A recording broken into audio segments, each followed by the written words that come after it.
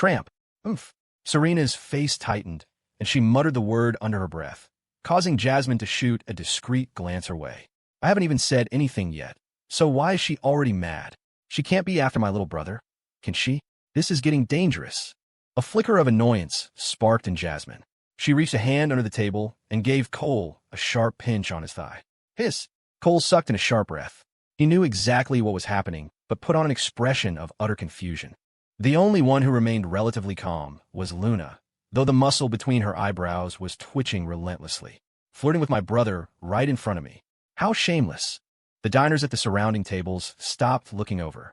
They had no idea what a headline today's show was, but when even Tyler, whose family owned the gravel pit, backed down and let himself be dragged away, they knew better than to stare. This wasn't a group to mess with. The minor disturbance didn't ruin their appetite.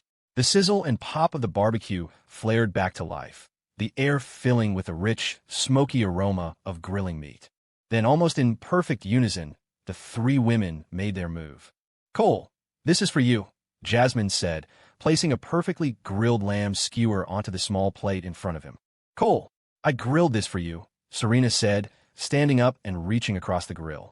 In her hand was a skewer of glistening chicken wings. You should eat this. It's cooked just right, Luna offered, gently placing a skewer of marinated beef on his plate as well.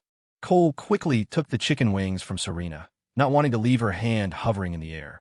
His mind raced, processing 1,000 different scenarios in half a second. He placed the wings on his plate with the others, then forced a grin at Leo. Huh, all my favorites. See, Leo? I don't even have to lift a finger, and I'm drowning in food. Huh. Under the strange, confused gazes of Leo and Cora, and the expectant, unreadable stares of the three girls, Cole made his move. He picked up the lamb skewer, took a decisive bite, and then placed it back on the plate. Chewing thoughtfully, he praised, that's grilled perfectly. He didn't dare use a pet name. Sis and Lou would have been fine, but he knew if he didn't call Serena babe, she'd be hurt. And calling them all by their titles would make him look guilty as hell. A small, satisfied smile touched Jasmine's lips. He ate mine first. Gritting his teeth, Cole picked up the chicken wings, took a bite from one, and set it back down. He crunched it loudly in his mouth. Crack, crunch. He ground the bones into dust before he managed to speak. Really good. The flavors soaked all the way through. Serena offered a reserved, sweet smile in return. Finally, Cole moved on to the beef skewer, strictly following the order in which he had met them. Wow, really chewy but not tough. It's tender and flavorful. A gentle smile bloomed on Luna's face. She was just happy he liked it. The three women's gazes occasionally converged on Cole's face, then darted away, subtly scanning the others. Jasmine felt the least pressure, as his sister, grilling a skewer for him, was perfectly normal. The other two, however, felt the tension mount. All three of them sensed what was happening. It wasn't enough to start a full-blown war, but their female intuition was screaming that something significant was unfolding. Jasmine was already on high alert, fully prepared for this kind of battlefield. Serena and Luna, however, were just beginning to feel a sense of guardedness, or perhaps not even that, just the nascent realization that the other girls also seemed to have feelings for Cole. After all, shouldn't a director grill a skewer for her CEO? Thanks to Cole's calm under-fire performance, he hadn't given away any sign of favoritism. The three women had no concrete reason to escalate their vigilance. Still, it was enough to make him sweat. From then on, he avoided the one bite from each strategy. Instead, he picked up all three skewers, used his chopsticks to scrape the meat off onto his plate, and created a mixed grill. His mind, however, was already on to the next problem. I have to get them to build some kind of solidarity, and fast.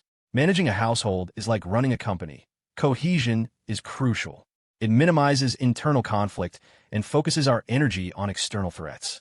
And there was only one surefire way to create cohesion: immense external pressure. I hope the enemy shows up soon, Cole thought. After a moment of brief, awkward silence, the atmosphere came back to life. The conversation started up again, though every now and then, a meaningful glance would flash across the table. Cole, for his part, kept eating, thinking, and contributing to the chatter as if nothing had happened.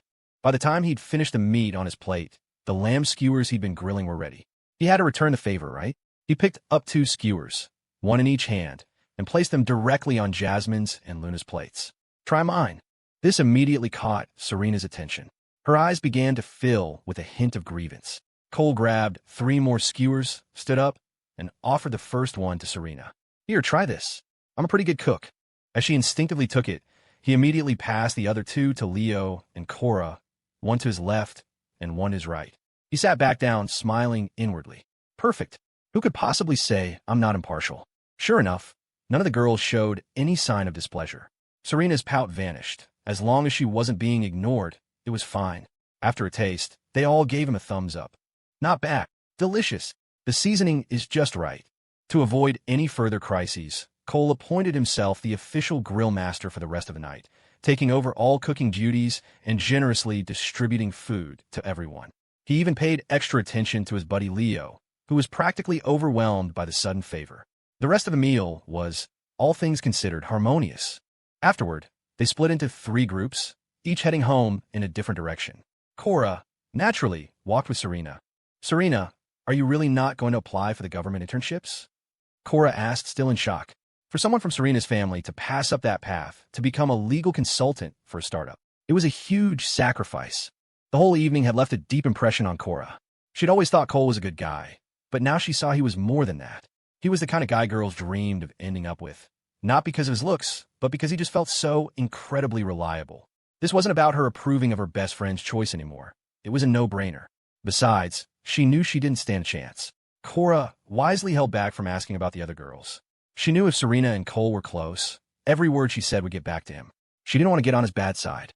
She didn't want to turn a promising connection into a wary stranger.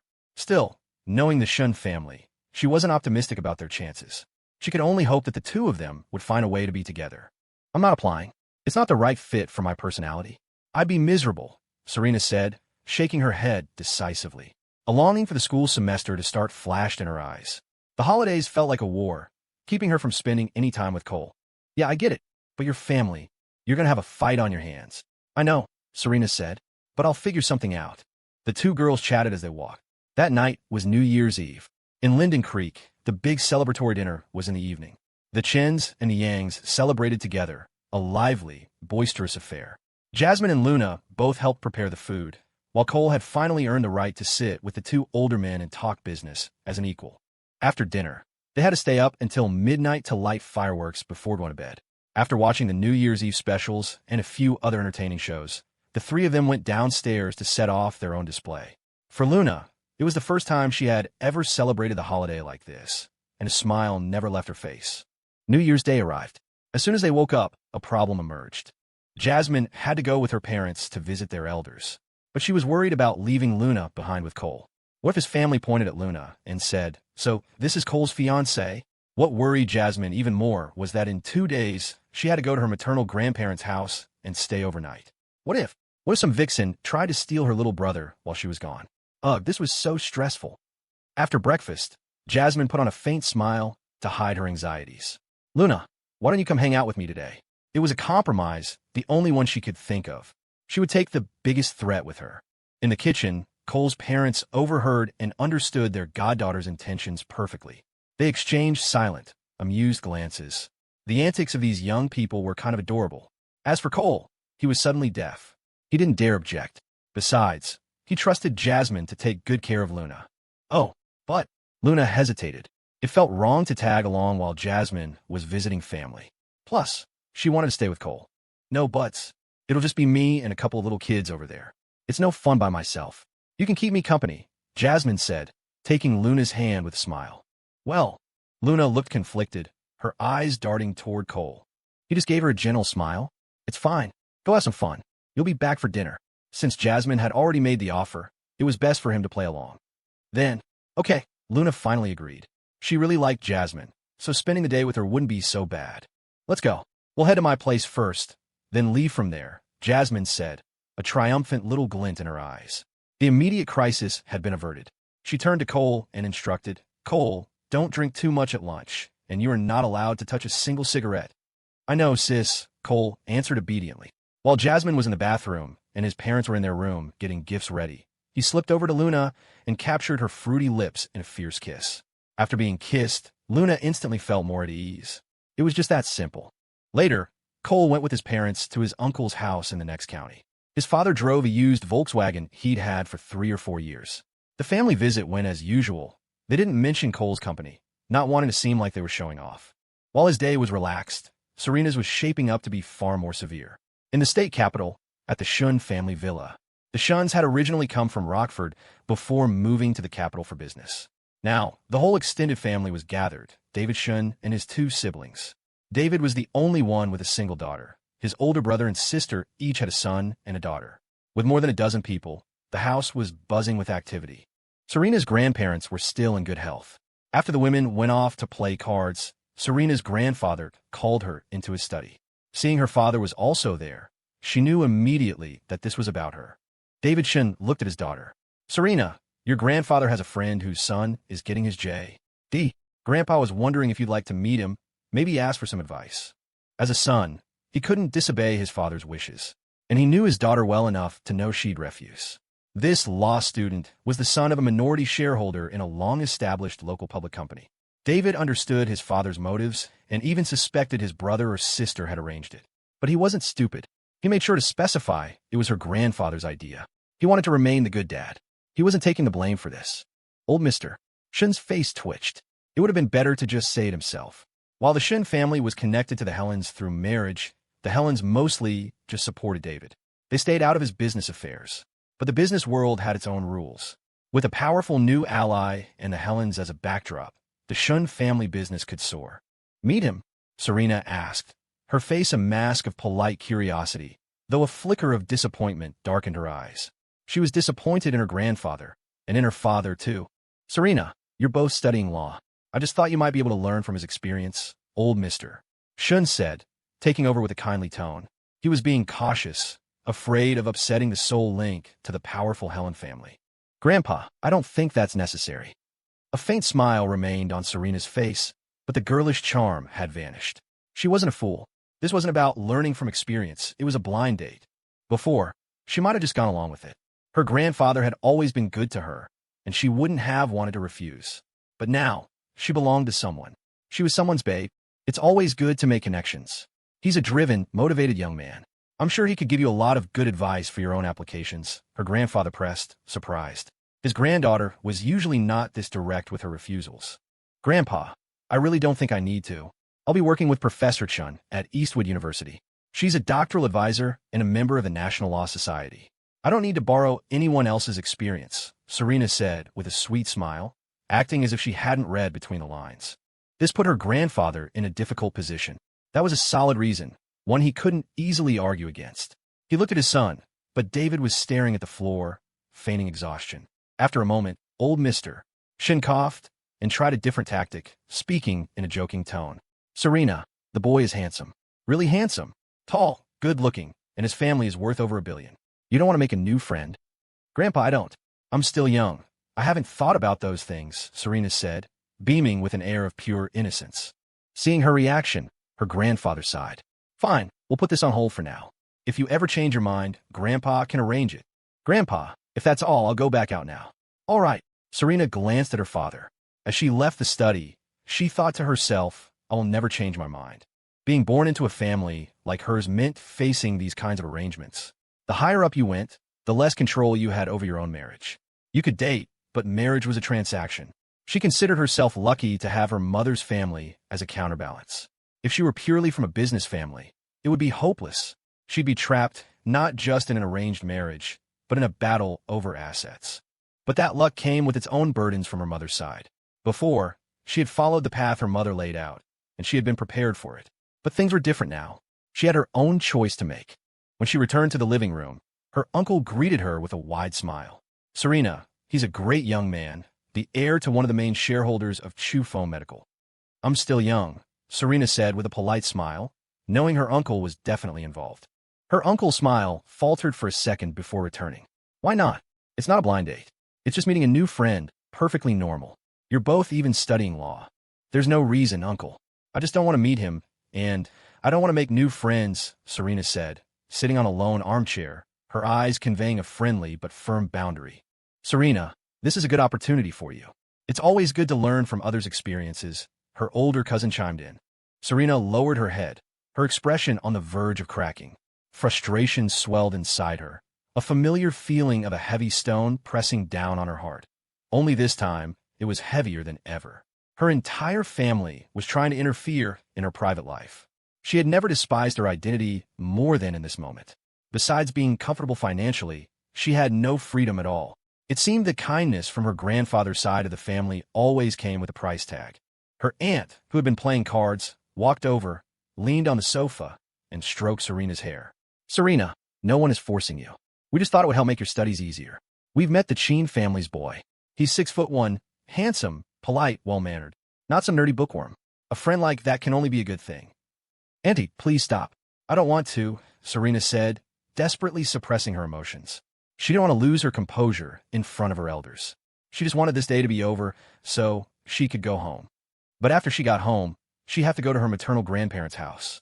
In the past, she'd have been happy to go. Now, she just wanted to get back to campus as soon as possible. The frustration continued to bubble up. Her uncle and aunt exchanged a look of frustration, but didn't press the issue further. After 2 tasteless meals, Serena finally returned home with her parents that evening. Once she was in the shower, her parents sat on the sofa to talk. Helen Shun let out a soft laugh. I told you Serena wouldn't agree." David Shun gave a helpless, bitter smile. "What was I supposed to do?" "Dad insisted I asked. They're so used to doing business that their vision is limited. They have no idea how big the world really is," Helen said, her tone sharp and dismissive in private. "Don't you dare get involved with their schemes in the future." She wasn't surprised by any of this, but she had faith in her daughter. If the girl she had raised would accept such an arrangement, she'd be utterly ashamed. There was no need to oppose it publicly. "Don't worry, you think I don't know that?" David nodded. He glanced toward the bathroom, his expression conflicted and hesitant. Helen immediately saw that something was on her husband's mind. It involved their daughter. "If you have something to say, just say it. Stop stammering. It's just about." David didn't know if saying it would be a good or bad thing. "Spit it out, or I'm going to get angry," Helen said, swatting her husband's arm.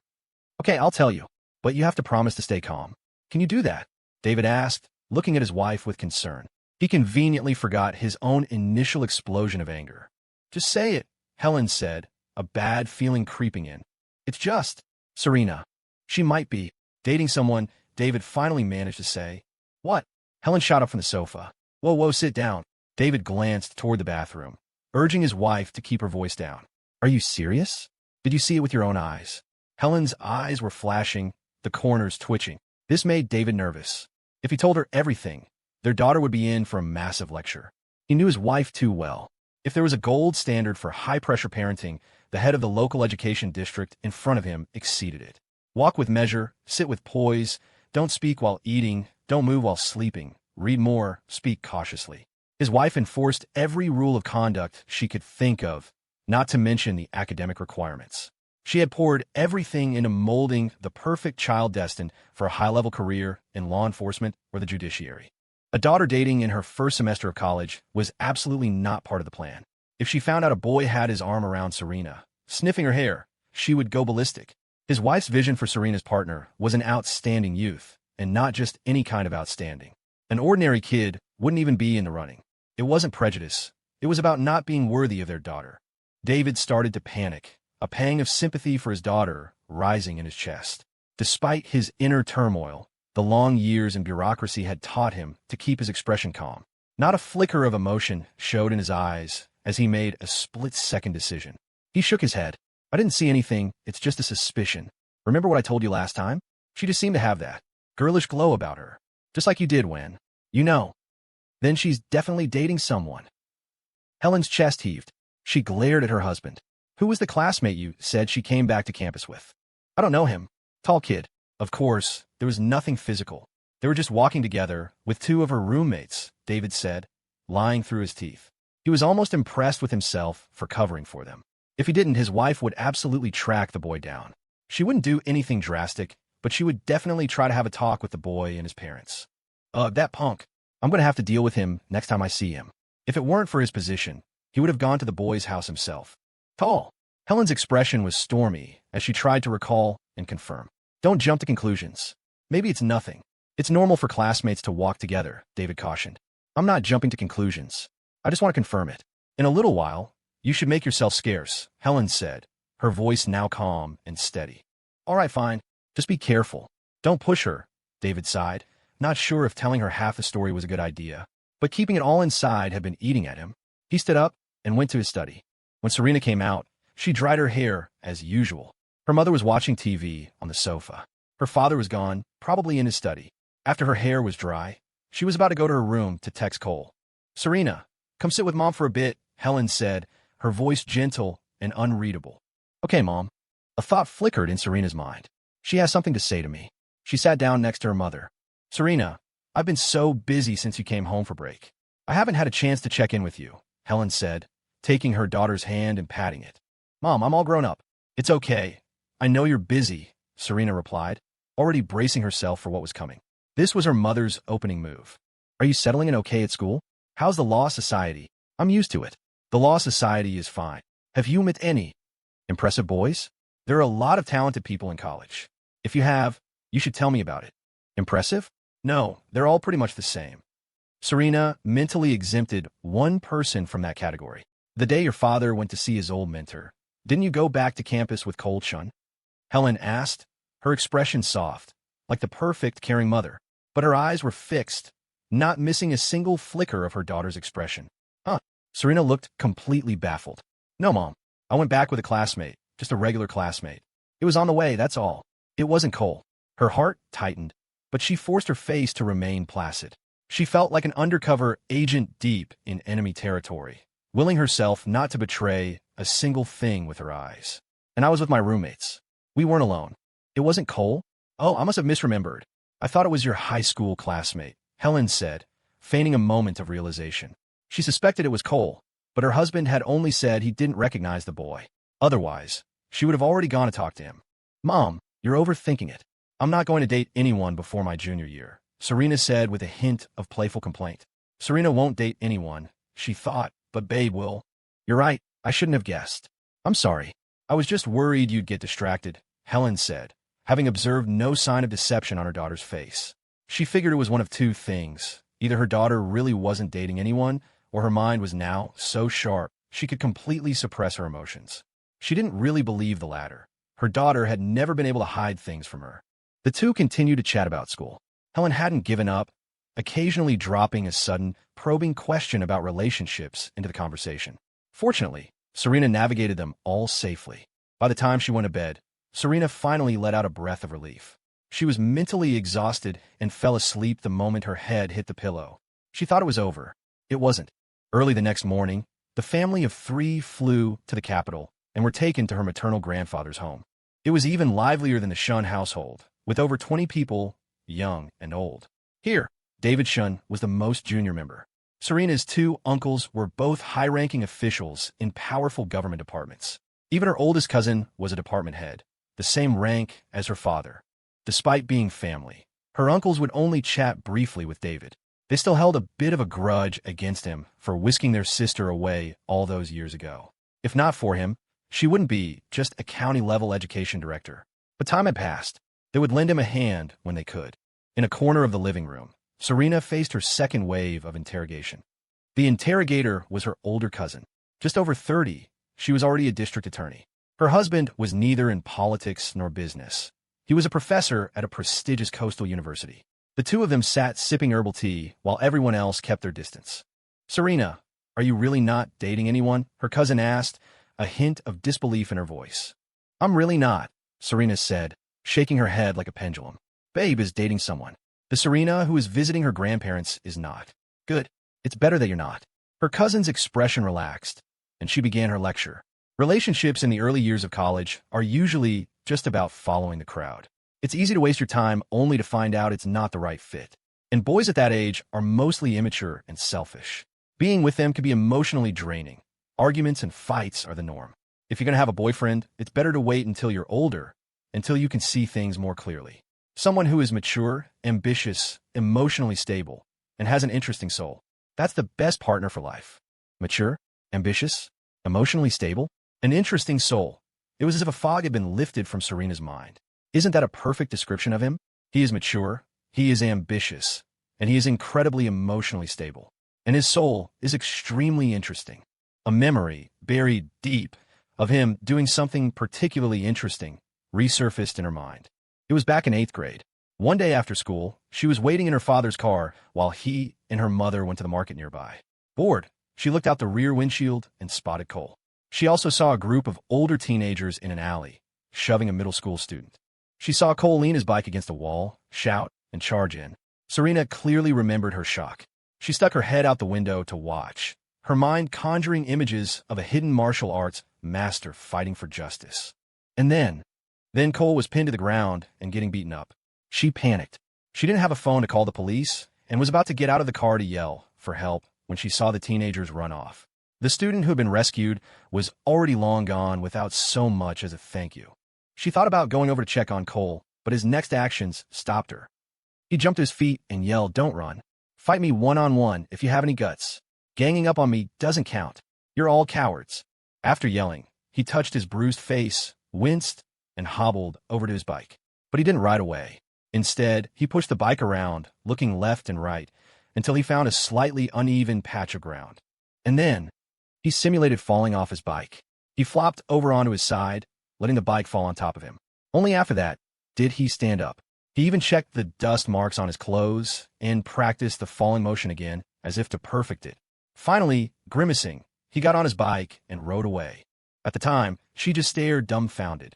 She didn't laugh, even though his desperate attempt to save face was ridiculous. She felt like she was seeing this boy, the one who was always right behind her in the class rankings, for the first time. He was usually quiet and didn't joke around, but she never would have guessed he was so kind and brave. He even had to invent a plausible excuse to explain his injuries at home. Back then, Serena didn't know what a crush or a liking was. She just felt like she had discovered something fascinating. She even wrote about it in her diary. It was probably still in a box of old books somewhere. Thinking about it now, it was hilarious. Lost in the memory, Serena couldn't help but let out a giggle. Giggle? Hmm? Serena, do you have a different opinion? Her cousin was completely baffled by her reaction. What's so funny? Is she disagreeing with me? Is she being dismissive? No, not at all.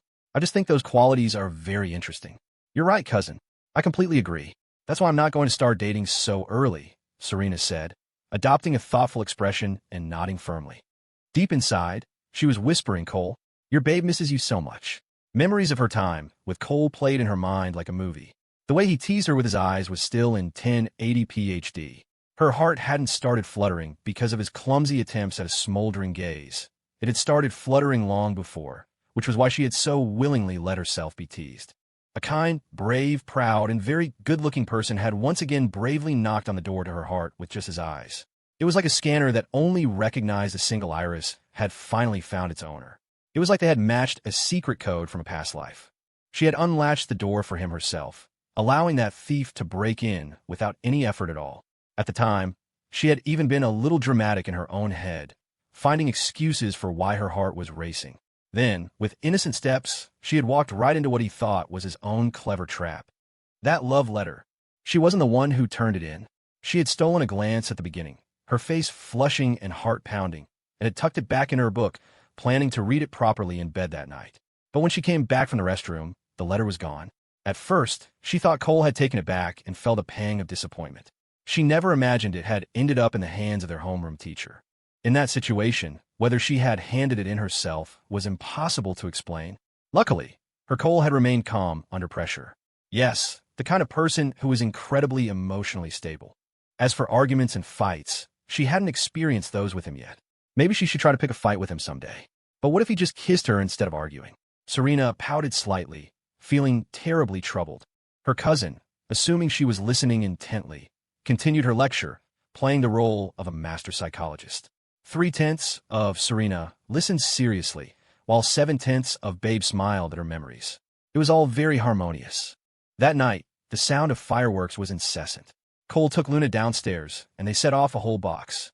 All the neighborhood kids gathered around to watch. The sum of all the smiles on Luna's face over the past 19 years couldn't match the number of smiles she'd had these past few nights. They played until 10:30 before heading back upstairs. Under the burning gaze of Cole full of ulterior motives chun, Luna bit her lip, lowered her head, and went to take a shower, her face flushed red. She had showered last night, too, but tonight she wanted another one. Because Director Young was at her grandmother's house, far away. She wasn't here tonight. As she showered, Luna's mind raced. What if he hears me? That would be so embarrassing. I'll just have to cover my mouth with my hand. In the living room, Cole, pretending to watch TV, was practically vibrating with excitement. Jasmine isn't here. It was his room, after all. He had every right to sleep in his own bed. Yes, that was it. The thought of sleeping with his ultimate fantasy was incredible. His father came out for a glass of water. As he headed back to his room, he caught a glimpse of his son, smiling. But when he looked again, his son was watching the war drama with a serious expression. Strange. Must have been my imagination. He shook his head, went into his room, and locked the door. Not my business. The kid is a CEO now, after all. The moment the door clicked shut, Cole's true, giddy self emerged. He let out a low, gleeful chuckle. Knock, knock, knock. A sudden knock on the front door. Huh? Who could that be so late? Cole wondered. He glanced at the wall clock. It was almost 11. Maybe it was Mrs. Wong from next door? He walked over and opened the door. His expression froze for a second, then instantly bloomed into a joyful smile. Sis, you're finally back. I've been waiting for you for so long. Is that so?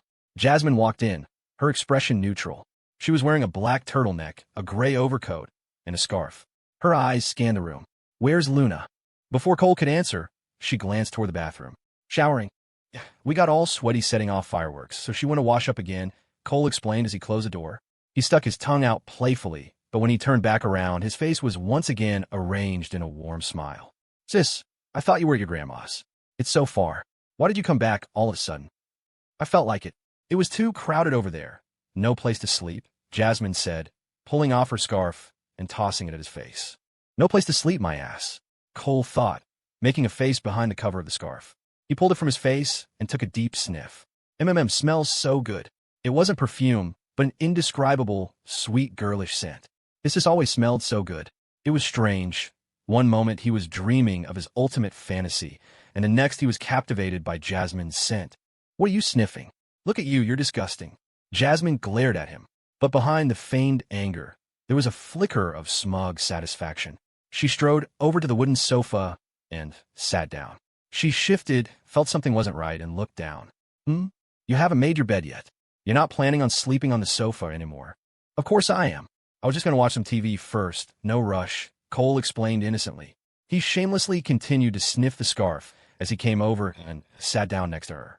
His behavior earned him a punch from Jasmine, her pretty face a mixture of annoyance and playful affection. Put that down. You're being such a creep. Sis, it's dangerous for you to come back alone so late, Cole said, wrapping the scarf around his wrist, his tone suddenly serious. It's fine. I took your Uncle Yang's car. Jasmine raised the back of her hand to cover a yawn. Then, how is Uncle Yang getting back? Someone's driving him. Oh, Cole let out a long, internal sigh. His plan to sleep with his ultimate fantasy had gone up in smoke. His sis was just too formidable. There was nothing he could do. The bathroom door opened and Luna emerged. She wasn't surprised to see Jasmine. You're back, Jasmine. She had heard her voice from inside. The initial shyness and timidity she'd felt had instantly turned to disappointment. But it was okay. There would be plenty of opportunities once the semester started. Yeah, I hope the semester starts soon. Yep, I'm back. I'm going to take a shower too. Tomorrow morning, I'm taking you to see the local sites. We're not bringing this guy, Jasmine said, turning to glare at Cole. Cole was completely bewildered. Did she install some kind of creep detector on me? In all these years, she'd never come home early like this. It was always the next afternoon. Even though his grand plan had been foiled, it didn't mean he couldn't sneak a few bites. As soon as he heard the sound of the shower running, Cole shot up, opened the bedroom door, and slipped inside. Luna, who had just gotten into bed, immediately pulled the covers up over her blushing face, leaving only her wide, beautiful eyes peeking out. She had guessed what he was coming in for. He was going to steal a snack. Lou, Cole whispered, zipping to the bedside like a nimble thief and nibbling on her ear. Luna responded in a tiny voice, clutching the edge of the blanket. Her cheeks and neck were burning. She was so nervous. What if Jasmine walks in? When Jasmine came out of the shower, she saw Cole sitting on the sofa watching TV, just as before. Everything seemed normal. Too tired to bother with him, she walked into the bedroom. She found Luna lying on her side, facing away from her, with the covers pulled up to her ears. She seemed to be asleep. Under the covers, a beet-red Luna was gently biting her index finger, her eyelashes fluttering. The heat and tingling sensation still coursing through her body hadn't subsided. She didn't dare move, terrified of being found out. Out in the living room, Cole was restless. With the energy reserves of a horny teenager, he was pacing like a dog in heat. He made his bed and tossed and turned for hours, unable to sleep still hoping some benevolent soul might come out to check on a poor, lonely guy like him. But no one came. Don't any of you have a pee? Finally, full of resentment, CEO Chen drifted off into a deep sleep. The next morning, the three of them went to Linden Creek's Divine Mountain and the homes of some local historical figures. It wasn't much, but it was an experience for Luna. While climbing the mountain, Cole fantasized that if the two girls got tired, he could hold one with each hand, a perfectly legitimate excuse.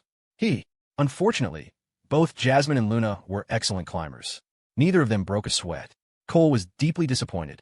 The mountain was home to a memorial for a famous general who had died fighting in the war. The three of them paid their respects. They spent the whole day out before heading home. Cole waited, but by the time the holiday break was ending, Serena still hadn't returned to Linden Creek. He hadn't received a single text from her in 2 days. He had no idea what was happening, but hoped she was safe and happy.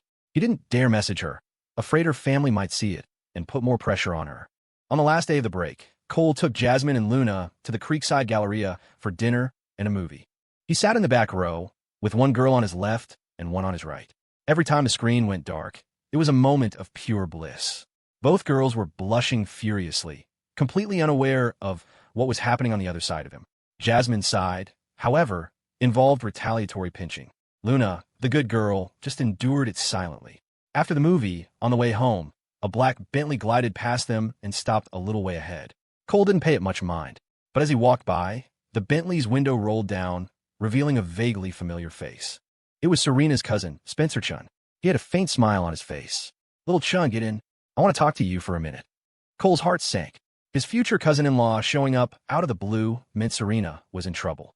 Maybe they found out about them, and she'd gotten an earful. He gave Jasmine and Luna a reassuring look and told them to go on home without him. "Cole, be safe," Jasmine said without asking any questions. She trusted him to handle things. Spencer's eyes swept over the two girls' departing figures, a hint of envy in his gaze. Once Cole was in the passenger seat, he asked, "Are those your relatives? Is that why you came to find me?" Cole's eyes flashed with hostility. "I don't care whose cousin you are. You don't get to size up my women." You misunderstand. I was just asking," Spencer said, catching Cole's displeasure and feeling a bit embarrassed. Remembering his purpose for being there, his expression turned serious. "I'm going to find a spot to park so we can talk." The Bentley started up and drove slowly down the street. It was probably the nicest car in all of Linden Creek, and it turned more than a few heads. Inside, Spencer was silent. Cole was also quiet, his mind racing. This guy had definitely come to find him about Serena, but his current attitude suggested he probably didn't know for sure that they were together. At least, he had no concrete proof. If he did, the tone of this conversation would be very different. Right now, it seemed like he was just here to test the waters. As his thoughts spun, Cole had already prepared a script for the coming conversation. The Bentley pulled over into an empty spot. "Nice car, isn't it?" Spencer said, a hint of smugness in his tone, a subtle air of looking down on him. "I don't know much about cars, so I couldn't say," Cole replied honestly. He could never have afforded a Bentley in his past life, so he never paid them much attention. Obsessing over things you couldn't have was just pointless frustration. "What if I gave you one?" Spencer asked, turning his head to look at the young man's profile. I haven't done anything to deserve such a gift." Cole turned to face his future cousin-in-law. Their eyes met, both of them smiling, but neither backing down. After a full minute of a silent death stare, Spencer was the first to break. The freshman in front of him had a calm, sharp gaze that was years beyond his age. It made Spencer feel like he'd lost face. He came from a prominent family, had seen the world, yet he'd just lost a staring contest to a college kid. Cole calmly broke eye contact. The one thing he had in spades was the nothing-to-lose mentality. Your family can be as powerful as they want, but you don't have 3 heads and 6 arms, and your eyes can't shoot lasers. "I don't want your money, so what can you do to me?" As for Serena, she was his Serena. She was a girl with a mind of her own. Even as a relative, Spencer had no right to bargain with him over her. "I came to find you to talk about Serena," Spencer said, laying his cards on the table. He slid his seat back, leaned comfortably, and pulled out a pack of Marlboros, lighting one. He offered one to Cole. Cole politely refused and cracked the window open. He let out a small laugh. "Talk to me? About Serena? Is there something a college student like me can help with?" "You're dating her, aren't you?" Spencer shot Cole a sidelong glance. I wish." Cole didn't take the bait. The phrase could be interpreted as yes, we're dating, which wouldn't be a lie. It could also be interpreted as I wanna, but we're not. What his future cousin-in-law thought was his own business. Serena seems to have a different attitude toward you, Spencer said, smoke curling from his lips, his eyes glinting. She does.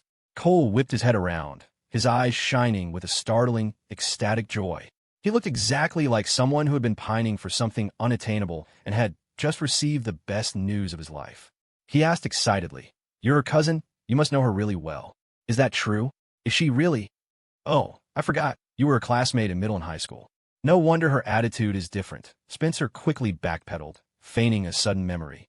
Before, he had been sure the two were involved. He hadn't told the family until a couple of days ago, which had led to this trip. Now, he couldn't tell if Cole's reaction was real or fake. That sudden explosion of joy didn't look staged. If he confirmed it, he'd essentially be pushing his cousin into this boy's arms. A non-issue would suddenly become a very real issue. Coming from a political family, Spencer was used to playing it safe. No, wait. You just said her attitude toward me seemed different. Tell me, how is it different? Cole pressed, staring at Spencer with puppy dog eyes, continuing to play the part of a man starved for affection. To get the best effect, it was necessary to drag it out. It would greatly increase the authenticity and make the enemy let his guard down. I must have misread the situation. I forgot you two were classmates for so long. My mistake, Spencer said, breathing an internal sigh of relief. Seeing how eager the kid was, with a face that screamed toad, lusting after a swan. He figured there was nothing going on with his cousin. Serena would never fall for such a cliché. It was probably just lingering sentiment from their school days. Still, he had a job to do. Oh, I see. Cole's expression froze. His mouth twitched into a forced, awkward smile, as if he were both embarrassed and unwilling to give up. Then his face settled into a look of regret and longing, his eyes seeming to lose focus. He thought to himself, if I went to acting school, I could definitely win an Oscar. Judging by his cousin-in-law's reaction, he had clearly been conquered by his performance. And indeed, Spencer now fully believed him. He moved on to step 2. Little Chun, as you know, Serena is my aunt's only daughter. The family has very high expectations for her. She's going to have a very important career in the future, so during her studies, it's not appropriate for her to be distracted by trivial matters. After speaking, he smiled at Cole, hoping the kid would get the message. Cole's expression first went blank, as if he hadn't processed it, then slowly morphed into a bitter smile, as if he understood everything. A light sparked in his eyes, only to be instantly extinguished. His face was a mask of grief, bitterness, and the sorrow of star-crossed lovers. I understand. She was moved by my affection for her, and now you've come to break us up. Is that it? Huh? Spencer was speechless. Can a person really be this narcissistic? He was now even more certain that his cousin would never like such a self-important guy. He had overestimated this kid. Little Chun, you're overthinking things. What I mean is, your school days together are in the past. You're both entering a new stage of your lives. Serena's schedule is very tight. She has to study for entrance exams and get her doctorate. After you graduate, you'll have your own life. So, it's best for both of you if you let your high school friendship end here. Don't you think? Cole's body stiffened. He looked at Spencer in disbelief, a painful expression slowly creeping across his face. His lips trembled as he demanded, "Why are you tearing us apart? Why?" "All right, that's enough. Now you're just being ridiculous. I made it clear. Serena is just your classmate. Why are you so dramatic? I'm telling you not to see her, not to bother her." Spencer was rapidly losing patience. What was the point of trying to persuade someone about a situation that didn't even exist? It was a waste of time.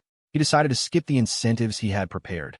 He'd originally planned to offer some benefits as a trade-off, creating evidence in the process. Now, it seemed completely unnecessary.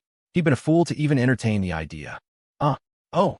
Cole seemed to snap out of his daze, responding with some embarrassment. His low EQ act made Spencer frown. His patience had run out. "All right, you can get out now. I have other things to do." "Okay. Sorry," Cole nodded, opening the door and getting out with a slightly flustered air.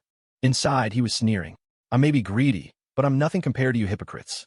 You pretend you're looking out for Serena, but in reality, it's all about what you can gain. You use people as pawns to trade for your own benefit. Sure, they cared about her, that was a given, but their ulterior motives were just as present, perhaps even the primary driver. Even ordinary families try to marry their daughters off for a dowry or to a rich husband. For a prominent family, especially one in politics, it was all but guaranteed. Cole could only imagine the immense mental pressure a naturally romantic girl like Serena was under. Compared to these people, he considered himself a benevolent and orderly person.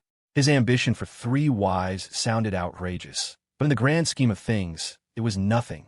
How many mistresses did those disgraced officials have? How many different households did those capitalists support to spread their seed? And what about the second and third generations of the wealthy? A famous master, calligrapher married and divorced 4 times, still chasing young women at 87.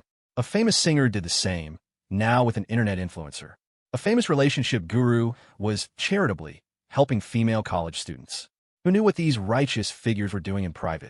Each one of them was a million times greedier than he was. His ambition for 3 wives? By comparison, he was practically a paragon of male virtue. He deserved a monument. Watching the Bentley drive away, Cole felt his resolve harden. Serena absolutely, positively, had to be the mother of his children. In the future, he'd make a movie, the story of Cole Chun and his 3 top-tier campus beauty wives. Cole smiled and started walking home. The next morning, the 3 of them were supposed to head back to campus together. But Jasmine stayed behind. Her mother had a follow-up doctor's appointment, and her father couldn't get away, so she had to stay for a few more days. Leo and Cora came to see them off. After saying goodbye to Cole's parents, Jasmine drove Cole and Luna to the high-speed rail station in Rockford. At the station entrance, Jasmine got out of the car and walked up to Cole. "Cole, I need to tell you something." "What is it, sis?" Cole said, feeling a pang of reluctance to leave. Even though it was only for a few days, the distance felt vast and uncomfortable. When they were close, even if they didn't see each other for a day or 2, he felt at ease. In front of Luna, Jasmine leaned in close to Cole's ear. In a low, fierce whisper, she said, "Behave yourself. You hear me?" She shot him a menacing look to drive the point home. "Huh. Oh, I know, sis," Cole replied, his heart skipping a beat. He obediently agreed. Did she find out something? No way. She's probably just giving me a warning. Good. Go on, get inside, Jasmine said, her tone flat. But her eyes were already filled with a soft light. She didn't want to be separated from him at all, not even for a few days. She turned to Luna. "Luna, you 2 should head in. Be safe on the way." "I will." Jasmine, Luna nodded obediently. Jasmine had told her to stop calling her Director Young, saying it felt too formal. Luna liked calling her Jasmine. It felt more intimate. Under Jasmine's intense, caring gaze, Cole led Luna toward the station entrance. Just before going inside, he turned and looked back. He could still see her standing there, watching them. Cole waved, and Jasmine waved back. It would only be a few days, but a feeling of deep reluctance hung between them. The station was a sea of people. They had bought their tickets in advance and had already refunded one. After a long wait in line to pick up the physical tickets, they boarded the train smoothly. They had a 2-person seat. Luna felt incredibly relaxed. This was her second time on a high-speed train with Cole. Unlike the first time when she was on high alert, this time she could openly enjoy the journey. Before, he had fed her. Now, she was feeding him. Cole didn't have to do a thing. He just had to open his mouth to get a spicy snack. The moment he finished, a small hand would reach over with a napkin to wipe the oil from his lips. His own hands were free to rest on her firm, round thigh. After they finished eating, Cole wrapped an arm around Luna's shoulders. Their heads rested together. In the pauses between conversation, their lips would touch lightly before parting again. Maybe the people in the next row or behind them noticed, but did it matter? The 2-hour journey passed in a blur. Dear passengers, if it weren't for the announcement, they could have kept kissing and talking for hours. Once they were near Eastwood University, they went to a bank to withdraw some crisp, new cash. The banks had all reopened after the holiday. They also bought some red envelopes. These were for the morning. With their preparations almost complete, Luna bit her lip, her eyes shimmering. She fiddled with her fingers and spoke softly, "So, I'll head back now." "Back where?" Cole asked deliberately. Back to. Luna looked conflicted, unable to get the word dorm out of her mouth. Cole grabbed her small hand and grinned. "Of course you're coming back to our place. You still have to help me stuff these bonuses." Luna blushed, lowering her head slightly, the corners of her pursed lips turning up. "Okay." They bought some fruit and snacks. After dinner, they returned to their apartment, 2201 at the Golden Bay Residences, their arms full of bags. Seeing Luna immediately start to stuff the envelopes, Cole, full of ulterior motives, quickly stopped her. "Lou, let's take a shower first. We're all dusty from the trip. We can stuff the envelopes in bed later. It's warmer, and if we get tired, we can just go straight to sleep." Luna's face instantly turned crimson. Her heart pounded. The sun had barely set. She hadn't even broken a sweat. So what dust was he talking about? Go straight to sleep? Could we? She squeaked out a soft okay. Thinking about what was about to happen, she couldn't even look at him. Full of shy anticipation, she changed into her slippers and went into the master bathroom. As soon as the water started running, Cole rushed into the room to check his equipment, making sure everything was in order. He then placed the cash and envelopes on the bed. A short while later, Luna emerged from the bathroom, glanced shyly at the bed, and sat down, trying to look composed. Just as she was thinking about letting her feet dry, she saw Cole, the ultimate simp, already there with a towel, wrapping it around her pale feet and carefully drying them. "All right, get in bed," Cole said, and his words made Luna's heart race again. She mumbled a soft and, still in her jeans, slipped under the covers. She was too embarrassed to undress in front of him. Cole smiled secretly and rushed into the bathroom himself. When he came out, clean and refreshed, Luna's clothes were already folded on the nightstand. She was lying on her stomach, the blanket forming a small mountain over her. Cole's heart burned with desire. He quickly dried his feet, lifted the edge of the blanket on her side, and pretended he was just taking a shortcut to get to the other side of the bed. Luna, unaware of his evil intentions, was trying her best to focus on stuffing the envelopes. And then, he accidentally slipped. Whoa! He fell, not too heavily, right on her back. The mattress was so springy that the small weight made it bounce several times. Luna forgot all about the envelopes and buried her face in the pillow, the strange, close pressure making her too mortified to look up. It wasn't until morning that they finished stuffing the last few envelopes. Their work efficiency had been abysmal. Cole took Luna to the Headline Today office, and they stood at the door of Suite 1520, waiting to greet the returning employees. It was a holiday tradition. Being more enthusiastic than your employees when it came to handing out money and rewards would earn you a greater return in loyalty. It was all about emotional value. The first to arrive was Wyatt, with Ivon right behind him. "Happy New Year, Mr. Chun." "Happy New Year, Cole." Cole handed them each a red envelope. The manager's bonuses were $100. The lowest was $20 for regular staff, and team leads got $50. "Happy New Year, boss." Ivon glanced at Luna first, then beamed at Cole. She had been eagerly awaiting her return to work. Being at home was boring. Plus, she knew about Cole's plan to visit every advertiser. And who would accompany him on that trip? Her, of course. "Happy New Year, Ivon." Cole smiled and gave her a $100 envelope. One by one, the rest of the team arrived. The entire promotions department showed up. You'd have to be crazy not to be enthusiastic about getting a bonus. Everyone pitched in to tidy up the office and check the equipment. Once the company grew, they need to have people on duty over the holidays. While the others were busy, Cole called Luna into the small conference room. "Lou, watch what I do.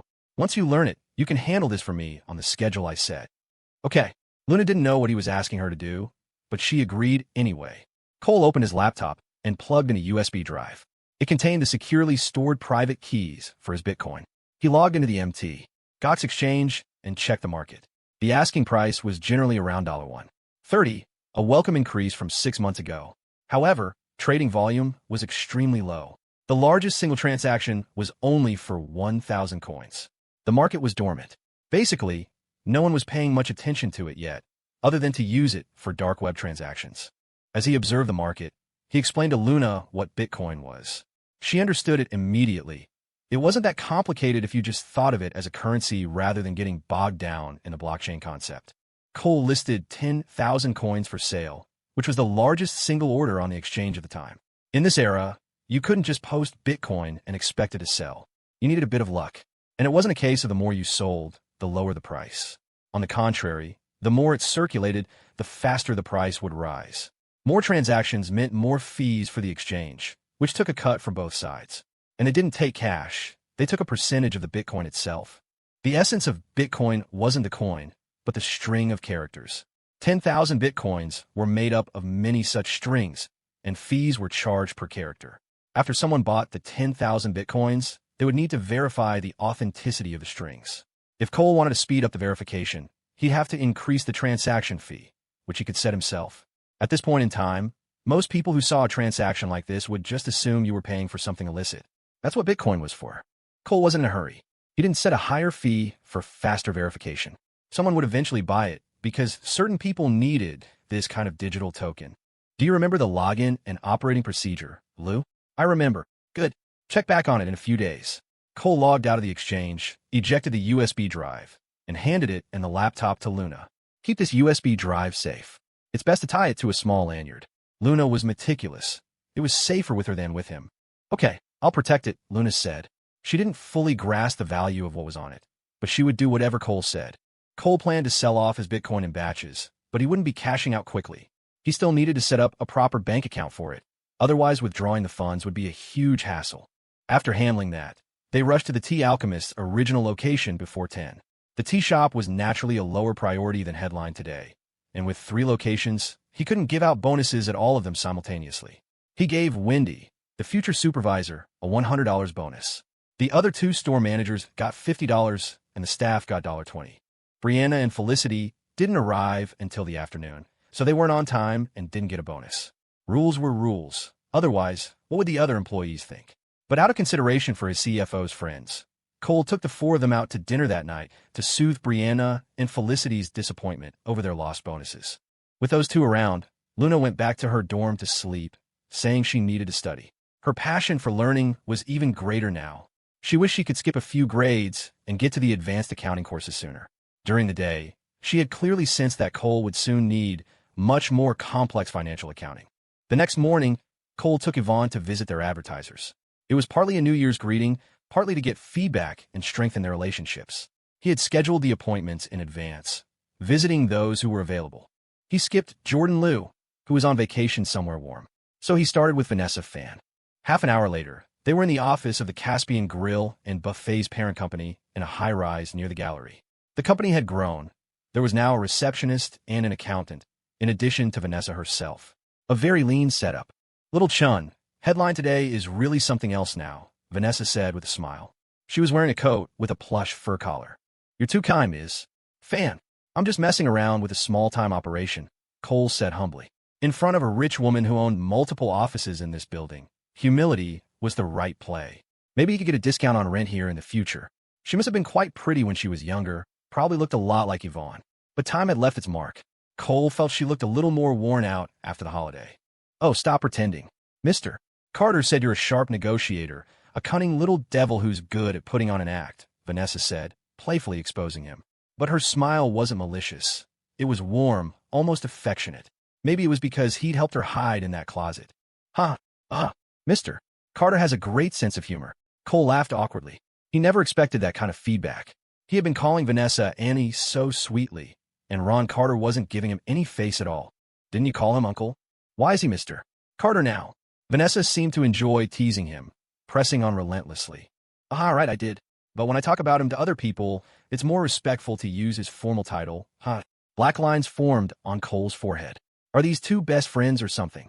He felt a twinge of resentment. Uncle Carter, if you don't renew for another $15,000, how can you face me? Giggle, you clever boy. All right, let's talk business. I'll renew for another $15,000.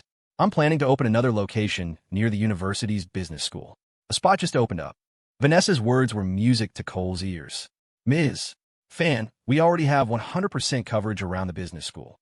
I'll write a whole new series of articles for you, a grand promotional push. You get results. I trust you, Vanessa said with a dazzling smile that was surprisingly alluring, yet still held the warmth of an elder looking at a junior. She paused, as if a thought occurred to her, and her smile faded. Little Chun, someone might be trying to make a move on Headline today. You should be prepared. Thank you for the warning, Ms. Fan. Headline today is my life's work. I have complete confidence in it, and in myself, Cole said, his tone firm. Any hesitation would shake his advertiser's confidence. He even suspected that the woman in front of him had entertained the same thought. That's good to hear. Vanessa chuckled lightly. To be honest, I had the same idea myself, but I had a feeling you wouldn't sell. You're right, Ms. Fan. Headline today is my passion. No matter how much they offer, I'll never sell, Cole said with a small smile. Just as I thought. He felt a new level of respect for Vanessa's honesty. As for whoever was plotting against him, he wouldn't underestimate them, but he wouldn't overestimate them either. If they had the guts, they could try to copy his business model. By the time they figured it out, he'd have already pivoted to a mobile app. With continued R&D investment, no one would be able to catch up. They would just end up losing all their money. Still, he needed to be careful about certain things, like maintaining the wholesome image of his content, to avoid giving anyone ammunition. Little Chun, if Headline today ever needs funding, you come to me. I can't offer a huge amount, but I can manage a couple of million, and I can help you secure loans, Vanessa said, her gaze strange, a mix of admiration and warmth. Cole couldn't quite decipher it. Thank you, Ms. Fan. I'll remember that. If I ever do need help, I'll be sure to ask. Good. Come by and visit when you have time. Lynn was just talking about you over the holiday, Vanessa added suddenly, her smiling eyes hinting at a deeper meaning. Aha, of course, Ms. Fan. I'll definitely stop by, Cole replied, his heart skipping a beat. He didn't dare engage with that comment and pretended he hadn't heard it. That Lynn girl was not his type. After chatting a bit more, Cole and Ivon took their leave. Once they were out of the building, Ivon couldn't hold back any longer. Boss, she's practically trying to recruit you as a son-in-law. A multi-million-dollar investment, help with loans, probably a ton of real estate, too. Aren't you tempted? Tempted my ass, Cole replied bluntly. I, the future head of a Fortune 500 company, am going to marry into a rich family for a measly couple of million. Puffed. And I'm a future rotating CEO of that company. Boss, you're so shameless. Ivon laughed, not at all ladylike. Her eyes were filled with mock disdain for her boss, but also something much deeper and more intense. Unfortunately, her boss was staring straight ahead, completely oblivious. He just laughed. Well, you better work hard then. It might just happen. If that day ever comes, I'll bring you tea and coffee every single day. Oh, so I hire you as CEO, and all you're going to do is serve drinks? It's just an expression. I do other things too. The two bantered as they headed to their next stop, Ron Carter. Meanwhile, in the capital, at the Helen family home. Dad, when are we going home? Serena asked. I'm going back tomorrow. You and your mom will stay a couple more days to spend time with your grandpa, Davidson said, his eyes flickering. Doesn't Mom have to work? Why don't we all go back together? I need to get a new SIM card, Serena said, looking at her father with pleading eyes.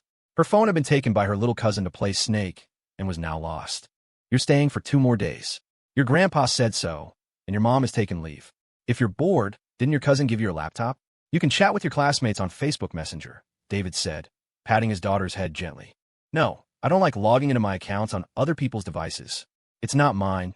There's no privacy, Serena said, shaking her head.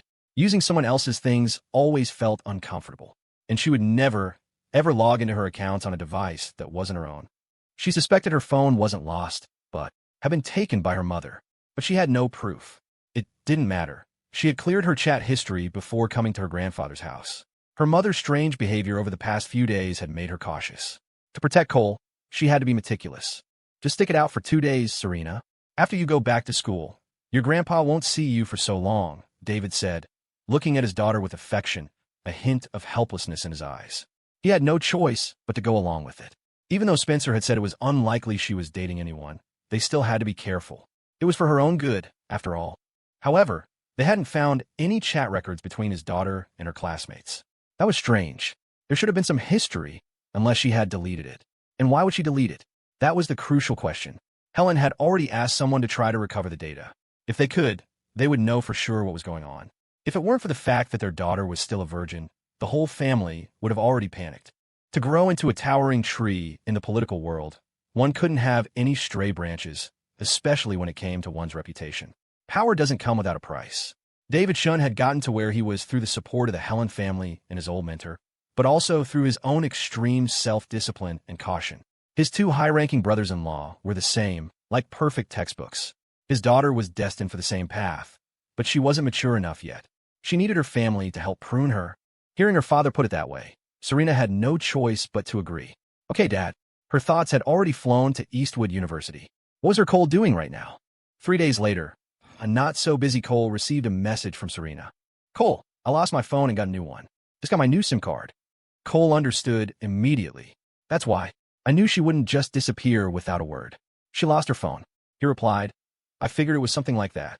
Serena, you don't even miss me loudly crying face I didn't get any messages from you. Cole grinned. I was worried if I messaged you, your family would see it and it would cause trouble for you. So I had to endure the pain of missing you in silence face-blowing a kiss. Serena, Cole, you're the best. Babe misses you so much face-blowing a kiss. Cole, I miss my babe too so much. Does that mean you're going to have to comfort me properly when you get back? Serena, yes. And babe needs your comfort too, flushed face. Cole let out a sly laugh, his mind already spinning. He'd have to find time to buy some stockings. He hadn't seen Serena in them yet. A few days later, it was February 14th. A special day, but the situation was not what Cole had expected. Neither Jasmine nor Serena was with him. So, he sent them messages on Facebook, wishing them a happy Valentine's Day. Jasmine replied, What stupid Valentine's Day? Don't be a fool and fall for that scam. Every day that you listen to me is my Valentine's Day. Serena replied. Cole, that's just a capitalist conspiracy to sell things. My cousins all say so.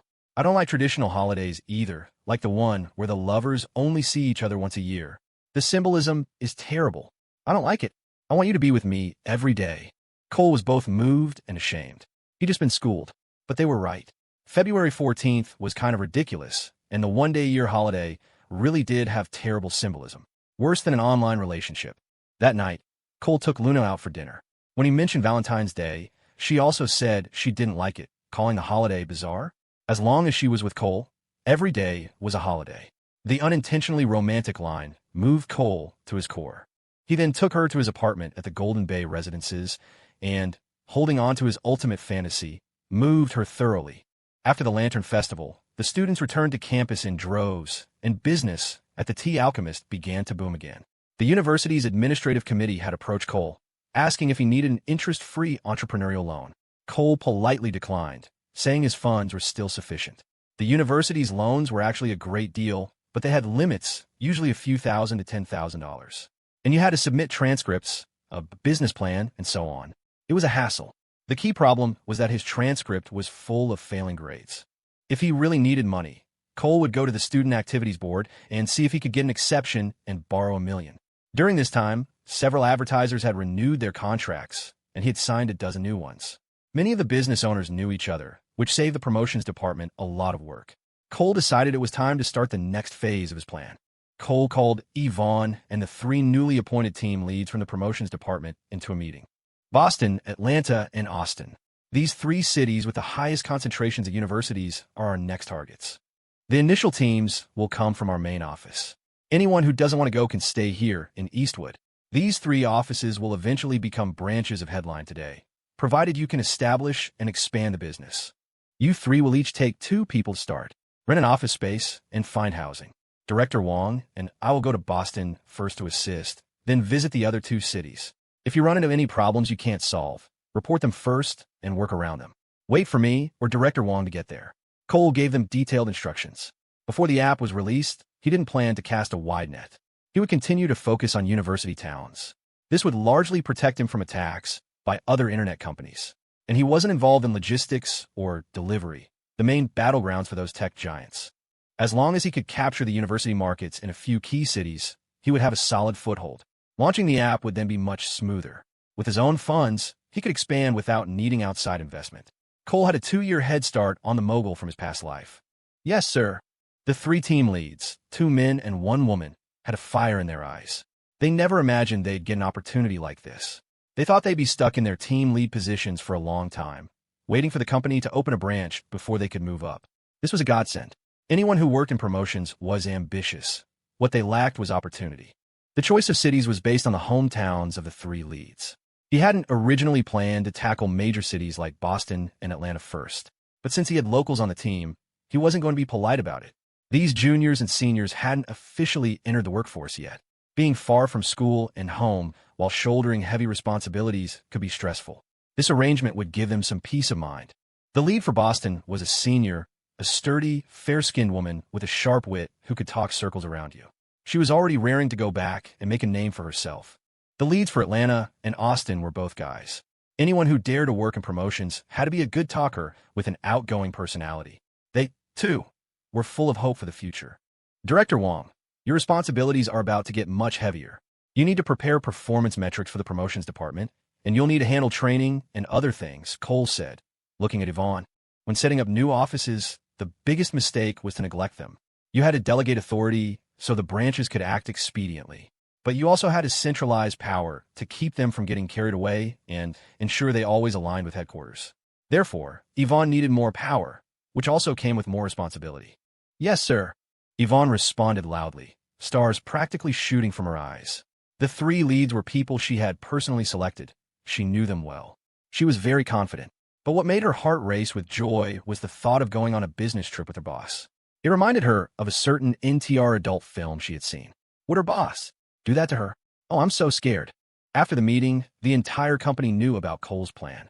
As soon as Jasmine, who had been in the library, heard her brother was going to Boston with Ivon, she immediately left and called him. Letting him go on a business trip with Ivon? Unacceptable. Her brother might get himself into trouble. He was her project. Seeing it was his sister calling, Cole was a little surprised. She usually just messaged him. He quickly walked into the fire escape stairwell. Sis, what's up? Cole, can I go on a business trip with you? Jasmine asked, her tone pleading. Sis, I need you here to hold down the fort. You need to expand the administrative team by 2 people, 1 for headline today and 1 for the Tea Alchemist. And you have to manage all the personnel transfers and administrative divisions for the 3 new offices. There's a lot to do, sis, Cole said, smiling to himself. He knew exactly what she was worried about, but she really couldn't go. There was too much administrative work for her to do. There was a long silence on the other end of the line, followed by a deep breath. You're not allowed to do anything bad. I'll be very angry if you do. You know what I mean? Her voice was a little frantic, but also helpless. Sis, what are you thinking? I'm going for work, Cole said, grinning. He was waiting for his reward. Sure enough, Jasmine continued. If you behave, I'll agree to one of your conditions. Then I want to see you wear a lace top with a sheer skirt and do a lyrical dance for me. And I want to see you do the splits. As he spoke, he stuck his tongue out and wiggled his eyebrows. You're unbelievable. That's all you think about. So, are you going to do it or not? What do you want from me? Dress like that. I want it. Yes or no? Yes. Fine, yes. You're so annoying, but I'm going to check up on you. And if you fail the inspection, I'll never talk to you again. Deal. A promise is a promise. Cole laughed to himself. Check up on me? How? By frisking me? If I start to fire, don't blame me for what happens before I turn 20. Not long after he hung up with Jasmine, his phone buzzed. A Facebook message. It was Serena. Cole, are you going to Boston with Director Wong? Yes, we're opening a promotions office there. It's necessary for her to go. You just got back to school, and now you're leaving again. Babe is going to miss you so much. I wish I could go with you, loudly crying face. You're our legal counsel. You'll have plenty of opportunities to travel with me in the future. All right, then I need to hurry up and learn more. And what, babe? Cole blinked. She can't be thinking the same thing as Jasmine, can she? And you're not allowed to do anything bad. I've always thought the way Director Wong looks at you is strange, saboteur-leave face. It's not strange at all, babe. You're imagining things. I promise nothing will happen. Really? Hugging face. Really? I believe you, Cole. Tonight, I want you to hold me while I sleep. Okay, I'll pick you up after work, and we'll get dinner. Okay, face-blowing kiss. After putting his phone away, Cole was overjoyed. He had already bought all kinds of stockings, black, white, fishnet, just waiting for Serena. Now, how to convince her to wear them? At 6 in the evening, in the women's dormitory of the law school, Serena was putting her hair up in front of the mirror. Serena, are you going out later? Zoe asked curiously. Her roommate had been gone overnight twice already. If it weren't for the fact that everyone knew her status was unusual, the news that the flower of the law school wasn't sleeping in her dorm would have spread like wildfire. Yeah, Serena's reply was full of joy. Are you going to see Colchin? Zoe asked tentatively. Serena turned to look at her roommate. The sudden intensity in her eyes made Zoe's heart leap. It almost broke her composure, nearly forcing her to confess the secret she was keeping. She forced a smile. Just asking. Be safe. Call me if you need anything. Okay, thanks. Serena turned back to the mirror and continued with her hair. But a sliver of confusion entered her eyes. She had a sharp sense that her roommate was acting differently than usual, but she couldn't quite put her finger on what it was.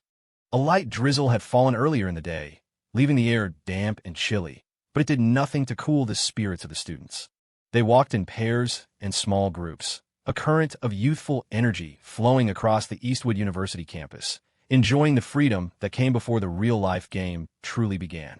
As Cole approached the women's dorm for the School of Law, he saw her waiting for him.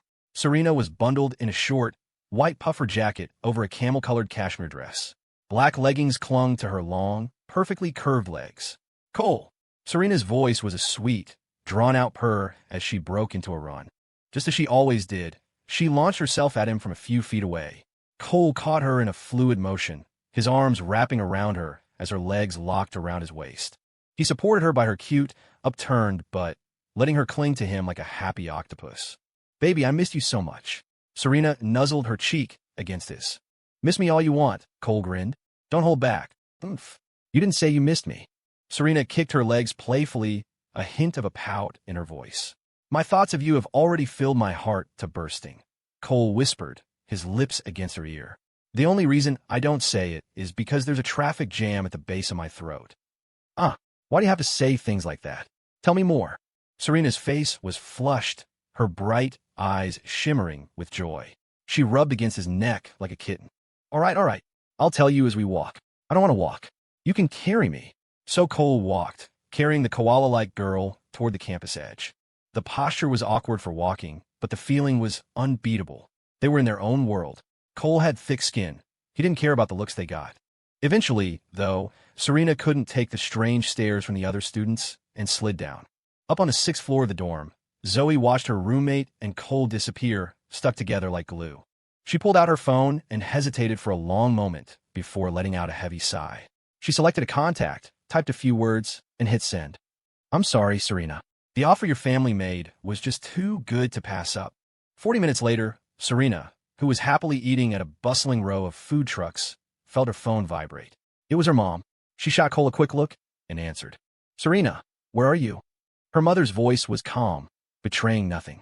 I'm out, just getting something to eat, Serena said honestly after a slight pause. With who? I'm with my roommate. There was a 3-second silence on the other end. I don't care where you are. Get back to your dorm. Now. The tone was no longer peaceful. It was a command. Why, Mom? Serena was baffled. She glanced at Cole, a flicker of worry in her eyes. Having overheard Serena's half of the conversation, Cole felt a knot of unease. Her mother's voice grew severe. There is no why. I said come back, so you come back. Mom, what's wrong with you? Her mother's behavior was so abnormal that Serena felt a pang of guilt alongside her confusion. Nothing's wrong. If you're not back in your dorm right now, I'm applying to have you transferred to a school in Boston. The unfamiliar, harsh way her mother spoke stunned Serena. Mom, I'm a grown-up. I was just. You can choose not to come back, her mother interrupted, her voice leaving no room for argument. And I'll start the transfer paperwork tomorrow. The color drained from Serena's face. Her lips trembled, and she couldn't form a single word. After a long moment, she managed, Mom, but she was cut off again. Now, right now, immediately. The unprecedented fury in her mother's voice made Serena flinch. Her face was ashen. The piece of calamari she'd been chewing felt stuck in her throat. The night was filled with the noise of the crowd, so Cole couldn't hear the other side of the call, but he could clearly see the life drain from Serena's expression. Something was definitely wrong. He reached out and gently rubbed her back. Serena wanted nothing more than to collapse in his arms and sob, but she couldn't. Her voice trembled. Mom, I'm coming back. She had to. Knowing her mother, she would absolutely follow through on the threat. While it was technically against the rules for a freshman to transfer, rules like that weren't absolute for a family like hers. She hung up before her mother could say another word. Her body swayed, and Cole quickly reached out to steady her. I'm sorry, Cole. I have to go back to the dorm, she said, her eyes, filled with apology, starting to well up. A tightness gripped her chest. Blood rushed to her head, making it throb. Her mother's words were like a mountain pressing down on her, suffocating her. I get it. Let's go back, Cole said, his voice soft as he continued to soothe her. Don't rush. Don't get upset. Just breathe. He didn't need to ask to know what this was about, but he would never badmouth her family to her. That was a line Serena had to draw for herself. All he could do was be her anchor.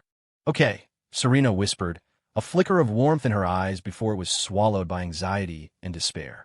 If she refused the transfer, the university wouldn't force it, but that would mean open rebellion against her mother. The cost of that was too high. Just thinking about the fallout was a crushing psychological weight. This was the woman who had raised her. What did she possibly do? One phone call was all it took to turn joy into suffocating misery. The laughter and noise of the food truck park felt like another universe. They walked back toward campus, Cole's arms supporting her, keeping her steady. The return journey was slow. Serena stared at the ground, silent. Cole remained quiet, too, simply holding her hand tightly. She gripped his hand back, her fingers weaving through his as if she were holding onto an oxygen mask. 20 minutes later, Serena walked into her dorm room, her face a blank mask. You're back already? Zoe asked, feigning surprise. A flicker of guilt, there and gone in an instant, crossed her eyes. Serena didn't answer. She silently climbed onto her bed, pulled the covers over her head, and faced the wall. A wave of panic hit Zoe. Could she know? She quickly dismissed the thought. Impossible. They promised they'd never reveal the source. As long as I deny it, no one will ever know. Zoe felt a pang of self-loathing, but she pushed it down. The simple fact was someone else could give her what she needed. Sticking close to her roommate might pay off someday, but how could that compare to the tangible benefits right in front of her? She was a law student, And the person who'd made the offer was a titan in the legal world. The choice was obvious. Besides, the way they'd framed it made sense. This wasn't a betrayal. It was just helping Serena's family look out for her in a different way. The tree-lined paths on campus were quiet that night, but not peaceful. On his way back to his dorm, Cole saw at least 3 couples in the middle of the fight. One pair was locked in a tense push-and-pull, another was in a silent, cold war, one person chasing, the other fleeing. The winter break seemed to have subtly shifted everyone's fate. Cole had a good idea of what Serena was facing, and he knew it was almost certainly because of him. In this clash between her and her family, there was nothing he could do. The only thing was to be patient. The last thing he should do was jump in and make things worse with some misguided sense of heroism. Back in his room, Cole messaged Luna for a bit. The sweet girl didn't seem too worried about him getting into trouble, just sad that he was going so far away. He also chatted with Jasmine, who gave him her usual list of stern instructions. All 3 of his roommates were there. The atmosphere was strange. Frank was huddled in the corner of his bed, his face pale, his eyes sunken. Preston and Javi were ignoring him. They'd warned him, but he dived right back into that same old trap. Who was there to blame but himself? Cole already knew what happened. On Valentine's Day, Frank hadn't met his girlfriend's expectations. She'd ghosted him then and there. He hadn't heard from her until he got back to campus. When he'd excitedly run to find her, ready with an explanation, she'd refused to see him. Then someone told him the truth. She'd been back on campus for days, already coupled up with another guy. And so, Frank had shattered. He'd spent the previous day howling in the dorm. Today was an improvement. At least he was quiet. Cole shot a sympathetic glance at Frank, fighting the urge to tell him to get back to writing his web novel. He decided to be merciful and held his tongue. If he doesn't post an update by this weekend, I'll just post his door number on headline today, he thought. His readers will encourage him. Maybe this disaster was a blessing in disguise. Maybe Frank would now be free of the distractions of women, and the words would flow like a river. Ard, oof. Frank suddenly let out 2 dry sobs, making the other 3, who were scrolling on their phones, jump. Frank, what the hell, man? Preston asked, annoyed. My life is a tragedy, Frank lamented, his voice hollow. It's not that bad, Cole offered sincerely. It's just a little monochromatic. Frank's face froze for a second before he started wailing again. Ow, wow. My heart. It hurts so much. What's there to be heartbroken about? Preston rolled his eyes, his voice dripping with envy. You were getting laid for months. At least your money wasn't a total waste. Could you please stop trying to comfort me? It's just making it worse. Frank ran a hand through his hair in agony.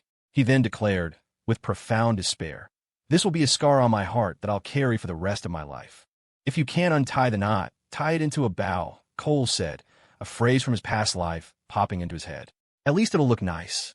Ugh, I don't want to talk to you guys anymore. Frank flopped onto his bed and pulled the covers over his head. Cole chuckled. Wake up and smell the coffee, buddy. Channel that grief into words. His cereal was actually getting pretty popular, perfect for running ads. The next morning, Cole, along with Ivon from the promotions team, Megan, the head of the marketing department, and 2 other employees who had volunteered for the new Boston office, boarded an Acela train heading north. His Facebook Messenger was buzzing with concerned messages from Jasmine and Luna. But there was nothing from Serena. Cole wasn't worried. He waited patiently. About halfway through the journey, a message finally came through. Serena. Cole, I overslept. My head hurts so much. Cole's heart ached for her. Cole, take the day off. Skip your classes and get some rest. Serena, come back soon, okay? Crying emoji Cole. The second I'm done with business, I'm on my way back. Hug emoji Serena. Hug emoji. Putting his phone down, Cole asked himself a question. Am I being selfish? Of course. But am I wrong? No. In the future he came from, where money could buy bodies, genuine affection and happiness were rare commodities. If he didn't seize this chance now, when would he? As long as Serena was willing to run toward him, he was willing to fight for her. As long as headline today wasn't controlled by outside forces, he wasn't afraid of anyone. As for the other problems, they would be solved in time. Love was just like business. Fortune favors the bold. Both required strategy, timing, and a healthy dose of greed. The timid get left with an empty plate. Sitting next to him, Ivon could feel a sudden shift in the freshman. He seemed deeper, more serious. He had the air of a seasoned veteran. It was strange. She'd dressed up today, a stylish coat over a dress with sheer black tights. She'd even gotten her hair done in a trendy Korean style. She looked like a goddess and had turned plenty of heads in the station. But she wasn't happy because she hadn't attracted Cole's attention.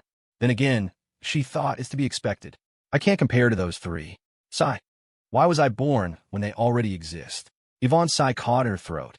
There were three of them. But then, her eyes lit up. This was a perfect opportunity. As someone who knew his secret, she was an undisputed confidant. Yes, she had to work hard to run interference for him.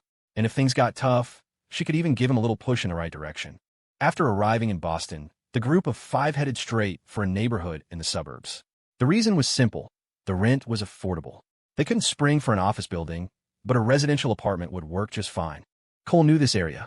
After graduation in his past life, he had followed Julia here, playing the part of the devoted simp for a while longer. Not long after he finally woke up from that dream, he met a sweet but loud girl from Maine and had started simping for her instead. Ugh. His track record was embarrassing.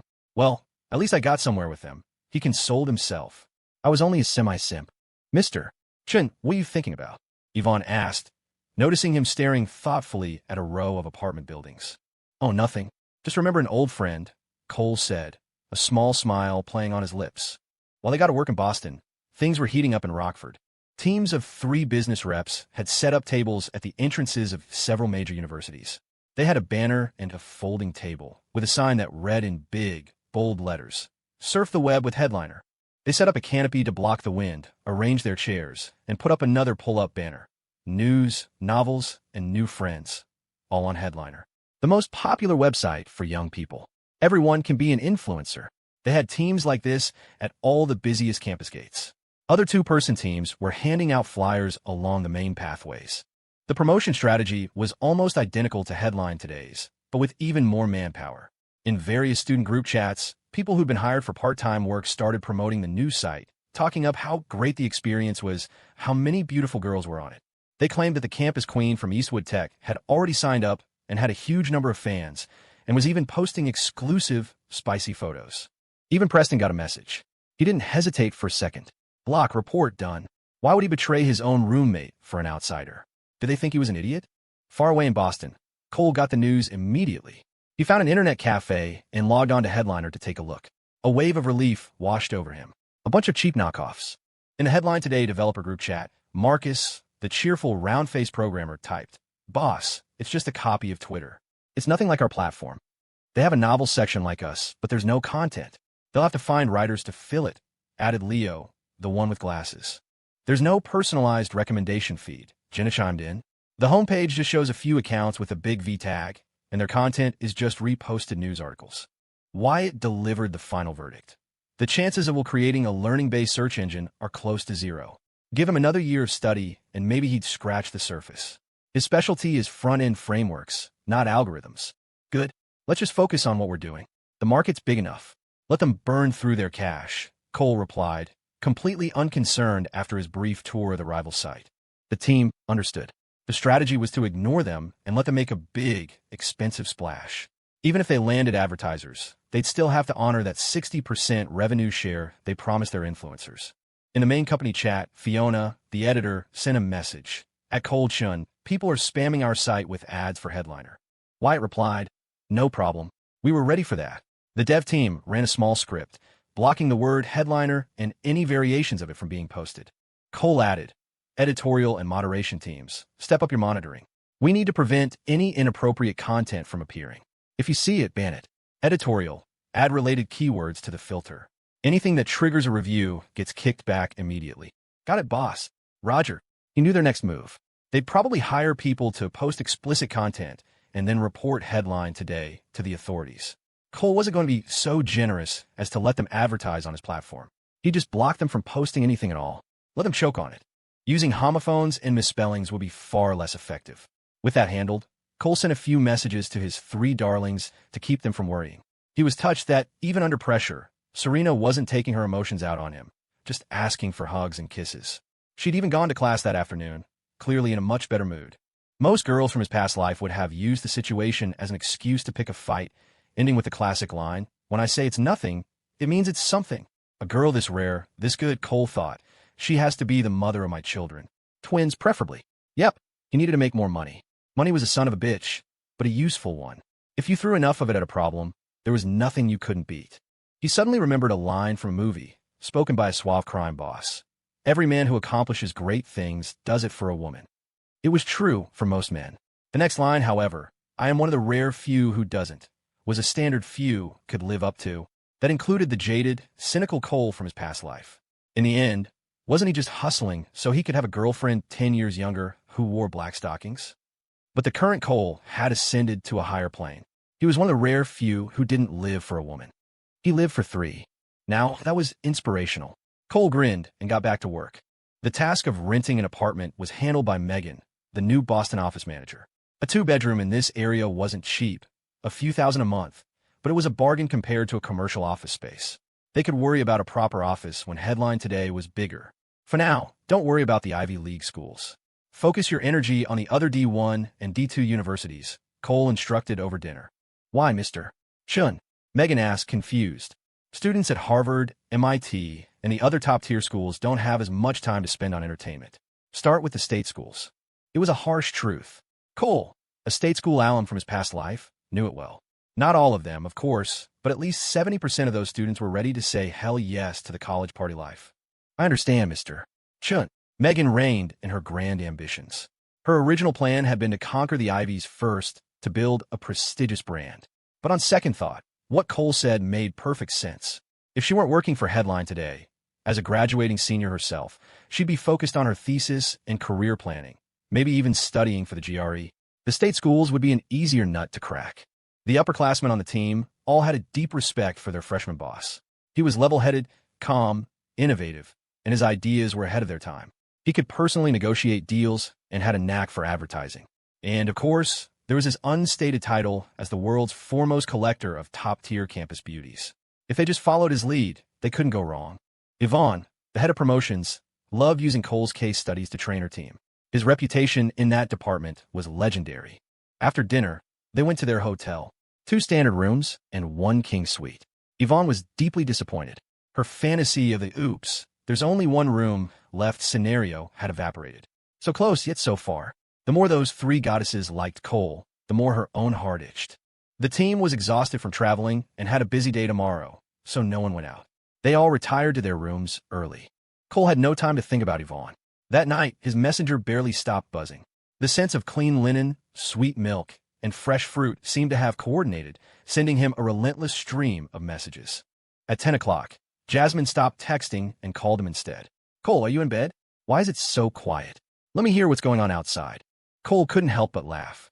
He knew exactly what she was doing. Sure, sis. Here's the sound of the late-night barbecue joint downstairs. He held his phone out the window. The street below was filled with the clamor of restaurants. Oh, it is a little noisy. Make sure you close the window tight, or you won't be able to sleep. Her little trick exposed, Jasmine coolly and haughtily covered her embarrassment. Got it, sis. Call anytime. Always pick up. Don't worry. The single syllable was filled with satisfaction. Less than 3 minutes after Cole hung up, his phone rang again. It was Serena. Cole, are you in bed? Baby wants to talk to you for a while. After talking with Serena, he started texting with Luna. He would have called, but his line had been busy. It was a very busy night. Even Ivon in her standard room answered 2 calls. She was in awe. They keep him on this tight a leash? She thought. Good thing I didn't go to his room to discuss work. The next day was Saturday. Serena, who had no classes, was up early anyway.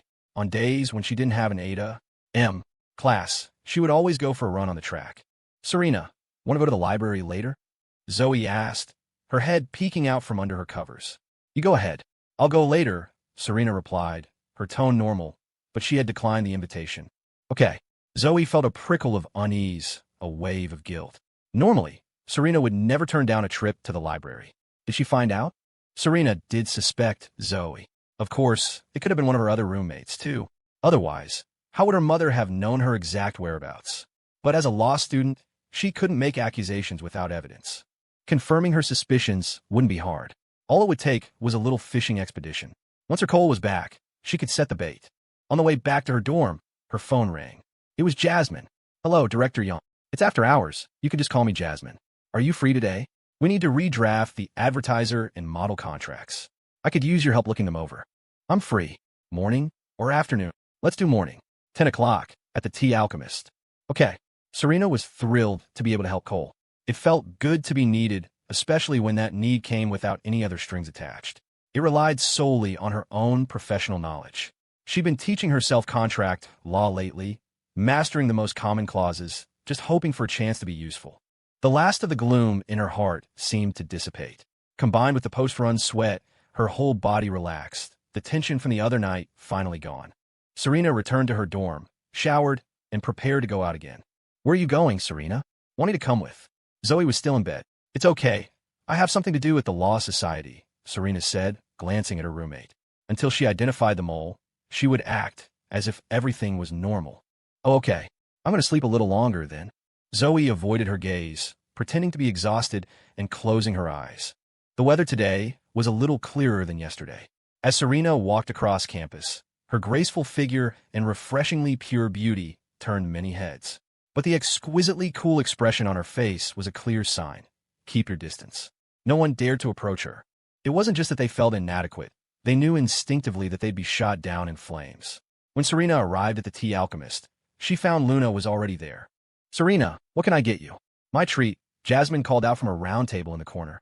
"A coffee would be great." "Thanks, Jasmine," Serena said, not standing on ceremony. She knew Jasmine wasn't short on cash. Jasmine called to the staff to make a hot latte. She already had a coffee, and Luna was drinking a floral tea. Everything had to be paid for, even for them. Otherwise, the end-of-month inventory reconciliation would be a mess. The three of them began to study the contracts, suggesting revisions to certain clauses based on the current situation.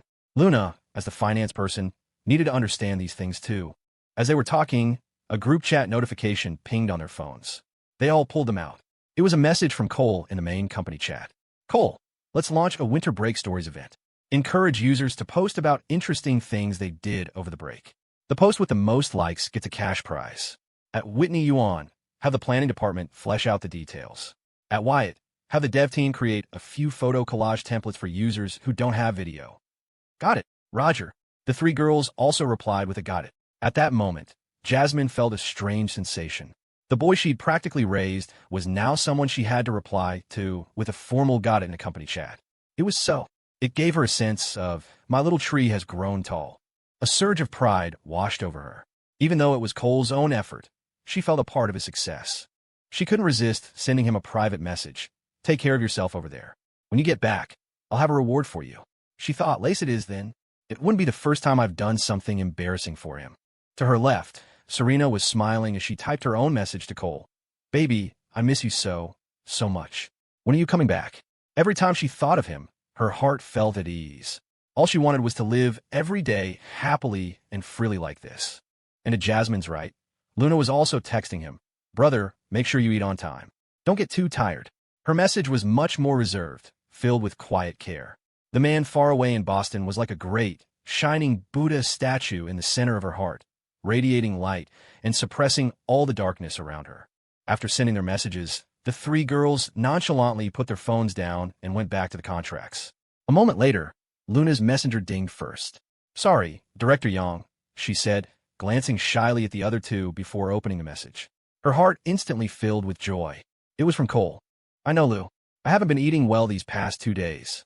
When I get back, I'm going to need a bite." "A bite of what?" It was obvious. Luna's face flushed red. Why does he love that so much? Well, she couldn't do anything about it. She'd have to let him have his bite. Luna felt both shy and satisfied. It was good that he loved it. He should always love it.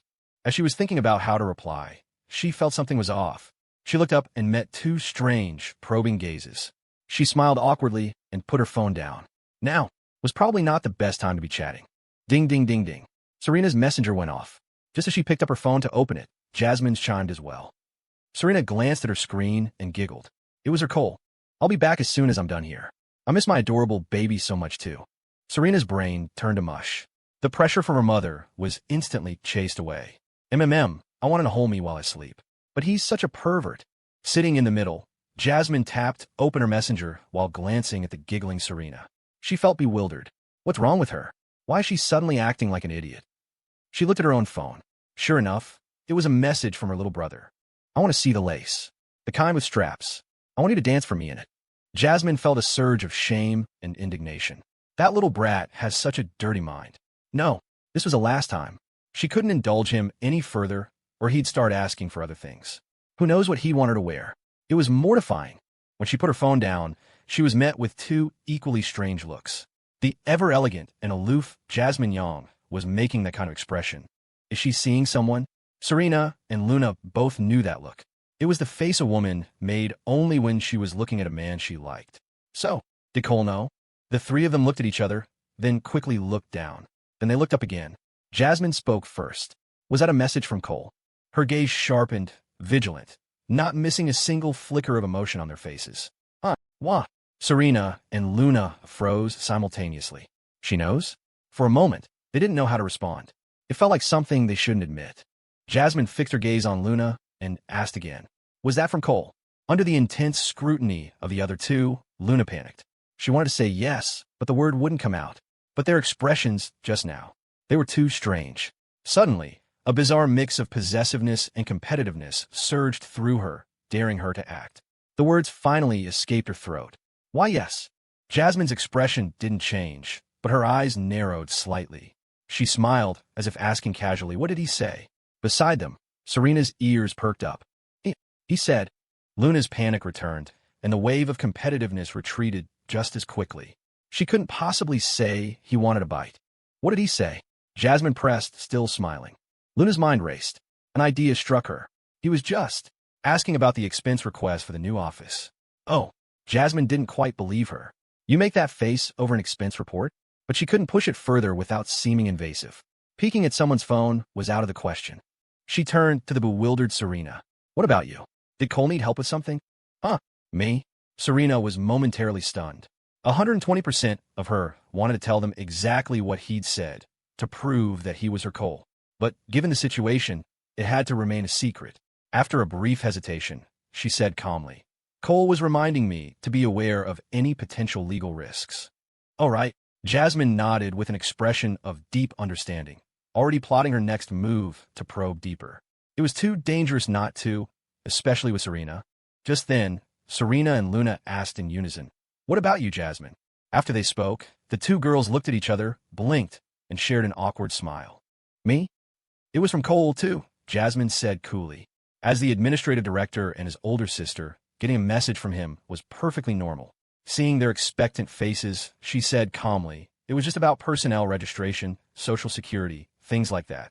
No matter how possessive she felt, she would never reveal such a private message. That was for her and Cole alone, not even to another girl. Serena and Luna's suspicions eased just a little. It was plausible that it was about work, but a woman knows a woman. The look in Jasmine's eyes had been one of deep affection. Affection for who? It was obvious, but an older sister doting on her younger brother. That also made sense. Then again, she was just his adoptive sister. At that moment, the space around the small round table was thick with unspoken theories and crackling with psychic energy. They continued to discuss the contracts, but their minds were like beehives. The worker bees diligently dissected contract clauses. The scout bees monitored the other two for any change in expression. And the queen bee processed all the incoming information while longing for Cole, abuzz with his silent, frantic energy. Around noon, Jasmine checked the time. Come on, let's get lunch together. My treat. Okay, sounds good. Serena and Luna agreed. They were getting hungry. The three of them said goodbye to Wendy, the shop manager, and left. One of the baristas whispered to Wendy, Manager, which one is the boss's girlfriend? They're all so beautiful, when he pointed a deadpan finger. That one, and also that one. I have no idea. She used to think it was Luna. But at the New Year's Eve dinner before the break, she'd noticed something. The way the other two looked at Cole. It wasn't right, but she kept this discovery locked away. If things went as planned, she would soon be the Tea Alchemist's first regional supervisor. After that, its first general manager. Sure, Cole sometimes pottered around the shop looking busy, but actually getting in the way. But he had promoted her and paid her a high salary. Who the boss's girlfriend was didn't matter at all. The smart move was to keep her head down. She'd been in the boba business so long she didn't even care about her electrical engineering major anymore. A career plan? To hell with it. Maybe someday, she'd be the first CEO of the Tea Alchemist Group. She was already taking business management courses on her own time. Cole had told her to keep an eye out for new locations. Right now, she was second in command, with more than a dozen people under her. Her title was shop manager, but she effectively had the power of a supervisor. Hiring, training, scheduling, it was all her call. Megan, who had been hired at the same time, was a bit more timid and couldn't handle the pressure. Plus, she had a new boyfriend and was in the throes of second spring. She had no interest in competing. With her $1,800 base salary plus bonuses, life was comfortable. On the busy street, the three goddesses walked and talked, drawing stares from all around. It was a rare sight to see one girl so beautiful, let alone three at once. Even guys walking with their own girlfriends couldn't keep their eyes from wandering, their gazes splitting left and right like chameleons. One brave soul, egged on by his friends, tried to approach them to ask for their messenger contacts. He had just gotten close before he could even open his mouth, when three hands shot up in unison, forming a universal stop sign. The courage he had painstakingly summoned instantly crumbled. He slunk back to his friends, defeated. He couldn't do anything else. This was right next to Eastwood University, a top-tier public school. Harassing female students here was a line you didn't cross, not even if you were some rich kid. If the girl was willing, that was another story. The three found a popular Thai restaurant and took a four-person table. Their cheerful chatter and laughter made it impossible for the students at the other two tables to focus on their food. The first dish arrived, and Luna immediately thought of Cole. She pulled out her phone and sent him a message. "Brother, have you eaten yet?" A dozen seconds passed with no reply. Figuring he was busy, she put her phone aside and waited patiently. To her left, Serena also took out her phone and texted, "Baby's eating lunch now. Guess who I'm with?" Jasmine, too, thought of her little brother and sent a message. "Are you having trouble with the food over there?" All three placed their phones on the table. In February, Boston was windy and dusty. The north wind whipped against their faces, stinging their skin, and sand got in their mouths every time they spoke. Cole and his team had spent the morning at Northeastern University negotiating an ad placement with the student government. Things had gone smoothly. As usual, they would hire temporary staff from the student body. After ordering their own lunch, Cole's messenger pinged. It was messages from his three darlings. He quickly replied, answering them in the order they'd arrived.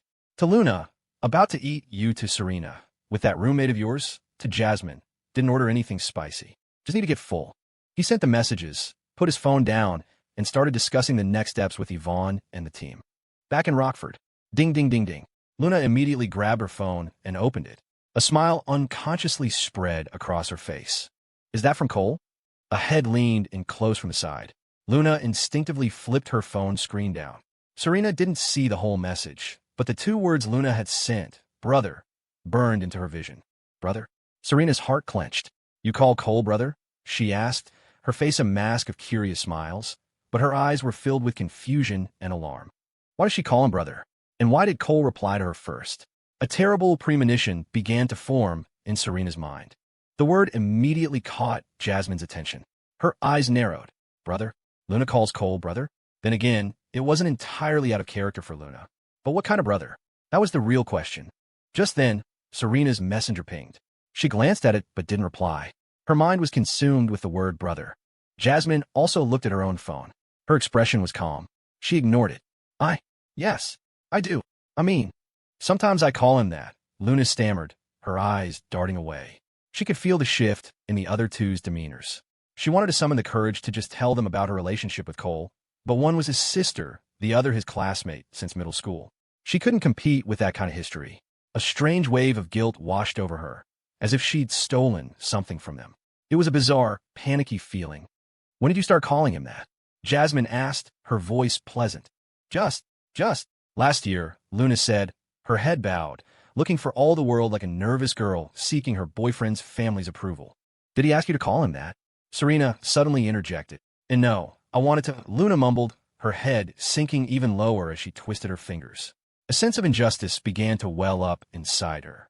She could already feel a faint hostility. Faced with two girls from wealthy families who were so close to Cole, her own insecurities began to surface. Her lips trembled, and a feeling of being unaccepted washed over her. Tears began to well up in her eyes. Right now, she desperately wished Cole were by her side. Jasmine immediately noticed something was wrong. Her own tone had been a bit harsh. Other people might not have been affected, but Luna's upbringing was different. She took things to heart. Filled with guilt, Jasmine got up and moved to Luna's side, gently patting her back. "I didn't mean anything by it. I was just asking. Don't worry about it." It's okay," Luna said, wiping her eyes, angry at her own vulnerability. She didn't want to make things difficult for Cole. Serena, sitting opposite, was completely bewildered. What's happening? Why is she suddenly crying? She looked at Jasmine, who gave her a slight shake of the head. Serena guessed there was something she didn't know, but it was clear that Luna's feelings had been hurt. This was completely unexpected. After comforting Luna for another moment, Jasmine returned to her seat. She took a sip of tea and surveyed the two girls before her, her gaze finally landing on Serena. "Serena," she said lightly, "what do you usually call him?" "Huh, I just call him Cole." Serena was taken aback. She hadn't expected Jasmine to ask that. A strange feeling pricked at her. She realized she didn't have a special name for him. He was the one who called her baby, except for that other name. But that was only for private moments. Her competitive spirit flared. She desperately wanted to blurt it out. "Oof, Cole calls me baby." But a sense of propriety held her back. To her surprise, Jasmine pressed on, her eyes sharp. "Cole calls her Lou. What does he call you?" It had just occurred to Jasmine that she had never heard her brother call Serena anything other than Director Shun. That didn't seem right. "Huh, me?" Serena's face flushed. The word baby was fighting to escape her throat. "Let us out. He calls me. He calls me." She stammered, but she couldn't say it. Baby was an intimate pet name. To just announce it like this felt wrong, even though she desperately wanted to prove that her relationship with Cole was different. She maintained her composure. "Forget it. You don't have to say." Jasmine waved a hand dismissively. From the look on the girl's face, there was probably some other nickname. Cece? Rena? It was possible. As Jasmine thought about it, a small fire started to burn in her gut, though not too intensely. He already called one of them Lou, so calling the other one Cece or Rena would be normal. But it was just so intimate. That bastard Cole. At that moment, both Serena and a slightly recovered Luna noticed something about Jasmine. Yes, she was jealous. They knew that feeling well. So, an adoptive sister. Could she really just be an adoptive sister? Dangerous. The three of them looked at each other, seeing a flicker of understanding in one another's eyes.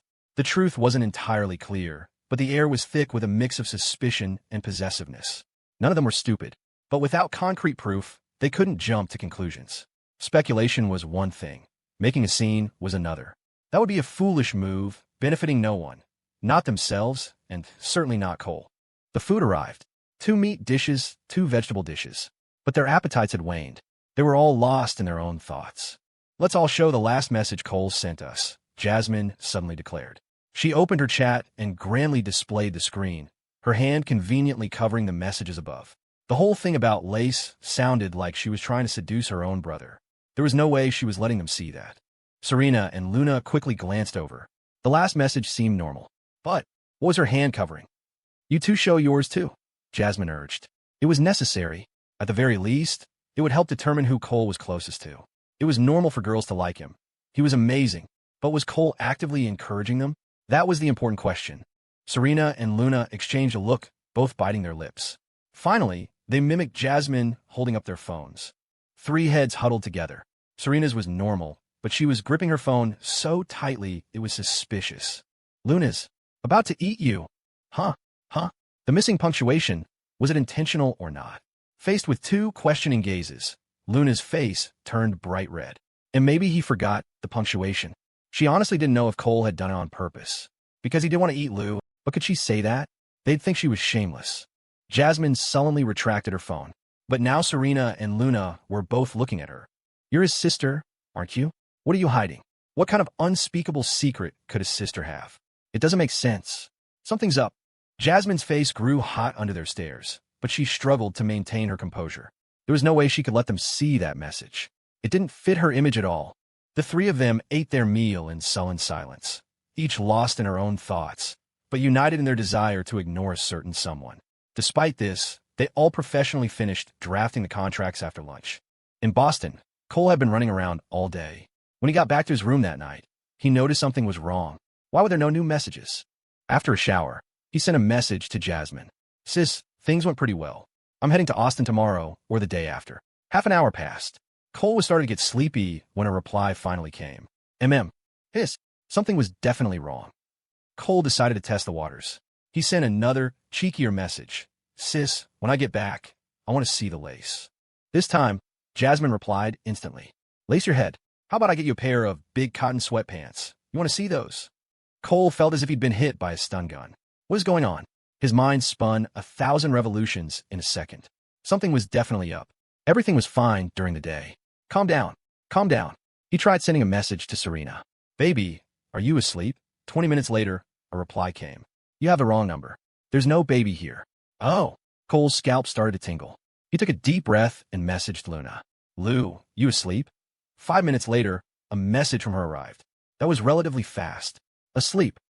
Luna would never just reply asleep. She would always say, not yet. Cole blinked. He suddenly understood. She was mad at him too. Great. They were all mad. What happened? Cole sat down on the edge of the bed and leaned back against the headboard, rubbing his temples. Could it be? Did the bomb go off? Did someone snitch? Did I screw this all up? After thinking for a while, he couldn't come up with any clear answers. He put his phone on the nightstand to charge and decided not to send any more messages. He had work to do in the morning and a flight to Austin in the afternoon. He needed to get the 3 new offices stabilized as quickly as possible. If he didn't show up in person, the staff would feel insecure. If he led by example, it would significantly boost the confidence of these junior and senior students. Cole reached over and turned off the bedside lamp. A sliver of light from outside seeped through the edge of the curtains, faintly illuminating the dark room. His face was half hidden in shadow, his deep eyes reflecting the dim light. The moment had finally arrived. Relationships, like life, were never smooth sailing. But this would have to wait. When you were on the fast track with your career, everything else was a minor detail, including himself. At this moment, dark Cole began to take over. The Cole who had been sweetened by affection was forced to retreat into the depths of his soul. The little angel and devil on his shoulders merged, becoming Cole, the dark angel. The best emotions needed to be managed by a part of him that was devoid of emotion. If he blindly reacted to the situation, he would lose the initiative. The next day, Cole took his team to 2 more universities. However, he and Ivon stayed in the background, acting as observers. He let Megan, the manager, and the 2 new promoters take the lead, giving them the freedom to build their confidence while knowing they had his full support. In the afternoon, they held another meeting. He gave them instructions on hiring, emphasizing that they should prioritize students and strictly follow the training guidelines set by Ivon. He reiterated the procedures for fund requests and expense reimbursements. That evening, he and Ivon headed straight for the airport. They were in economy, in 2 adjacent seats on the inside. Cole let Ivon have the window seat. To his left was a woman who looked to be in her late 20s, but Cole's scanning eyes judged her to be over 30. She was just well-maintained. After the plane reached cruising altitude, Ivon couldn't help but ask, Mr. Chun, is something on your mind today? For some reason, she felt like he was a different person. The usual gentleness was gone, replaced by a sharp intensity. His eyes were like hooks, seeming to pierce right through you. Once he decided on something, he acted without a single wasted word. It was kind of cool, and a little old. He was just 1 line away from being a domineering CEO. I want his entire file in 3 minutes. What could be on my mind? Cole replied, his face impassive. He sounded cold, but Ivon detected an undercurrent of deep, unsatisfied desire. Was it because the air was too dry? She bit her upper lip and glanced at the pensive Cole out of the corner of her eye. She stealthily unbuttoned her coat, 1 button at a time. Underneath, she wore a black, mid-length sweater and sheer black stockings. Actually, a pair of nude leggings with a layer of pure black silk stockings over them to create the transparent effect. She then elegantly angled her fully displayed legs toward the window. At 5'6", Yvonne's legs were certainly not short.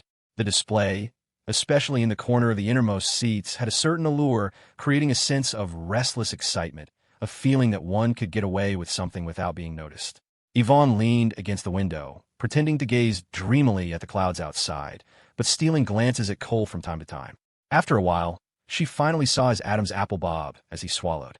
Yvonne was secretly pleased. Finally, you notice how good I look, she thought, mentally egging him on. Go on, touch them. I'm letting you. She was getting a little excited. The close to the prize plan seemed possible, maybe even hopeful. With anyone else, Yvonne's pride wouldn't allow her to do this. If it were some handsome stranger, she would be even more reserved, maintaining her image. But the person next to her was different. He was young, charismatic, capable, and had the vibe of a disciplined, intense man. Most importantly, being around him was comfortable. Comfort led to habit, and habit led to a desire for possession. The fact that he was liked by 3 goddesses only confirmed her good taste. Seizing this opportunity, when he was clearly thirsty, she felt an impulse to just give herself to him. It was thrilling. But after waiting for a long time, all she saw was him swallowing. He made no move. Yvonne was frustrated. Just do something, you idiot. At that moment, Cole's mind was entirely on work. The need for more staff, for more funding, for managing the new offices, and for performance reviews. He had forgotten to bring the oolong tea he'd bought before boarding. He was incredibly thirsty, just waiting for the flight attendant to come by with the drink card. He'd seen Yvonne's beautiful legs. He wasn't blind. They were indeed nice to look at, but he wasn't in the mood. In dark angel mode, no woman could affect him. The flight attendant finally came, pushing the cart. Coffee, milk, juice. Cole asked for 2 cups of instant coffee and handed one to Ivon. He blew on his to cool it down slightly and then took a big gulp. The thirst was instantly quenched. Relief. A woman's voice came from his left. Hey, handsome. What does your company do? Huh? Me? Cole turned his head. The woman wore glasses and was average-looking, giving off a librarian vibe. Yes, you. I heard your secretary call you Mr. Chun. You must have started your own business. The woman glanced at Yvonne's black stockings. Secretary? Cole also glanced at Yvonne's provocative leg display. He quickly reached over and pulled her coat down to cover them. What are you doing? He hissed under his breath. If you want to transfer to the black stocking secretary position, just say so. It pays $1,800 a month. Yvonne was fuming. I'll let you look and you get mad at me. She lifted her chin, turned her head to the window, and gave him the back of her head. Cole couldn't be bothered with her. He turned back to the woman with the glasses. This is our president, Ms. Wong, he said with a smile. My name is Cole Zhong. This woman felt like an elite insurance agent, the kind who could make you feel guilty if you didn't buy a policy. Oh, the woman's expression cleared. She quickly scanned the two of them, and it seemed this explanation made more sense to her. Handsome, can I switch seats with you? I'd like to have a little girl talk with President Wong. Before Cole could even speak, Yvonne shot him a threatening glare. She did not want to sit next to that woman. If she started chattering endlessly, this romantic trip together would be ruined. Cole smiled at the woman. I'm sorry, ma'am. Our President Wong is exhausted from the trip and needs to rest. My apologies. Oh, haha, no problem. The woman smiled back. Seeing her lips part to speak again, Cole quickly closed his eyes and pretended to be asleep. Otherwise, he feared the conversation would never end. The woman reluctantly closed her mouth. Yvonne, who had also been faking sleep, had a small smile on her lips. A cooperative Cole, who didn't act coy or make things difficult, always made her feel comfortable. So comfortable, in fact, that she squeezed her silk-clad legs together.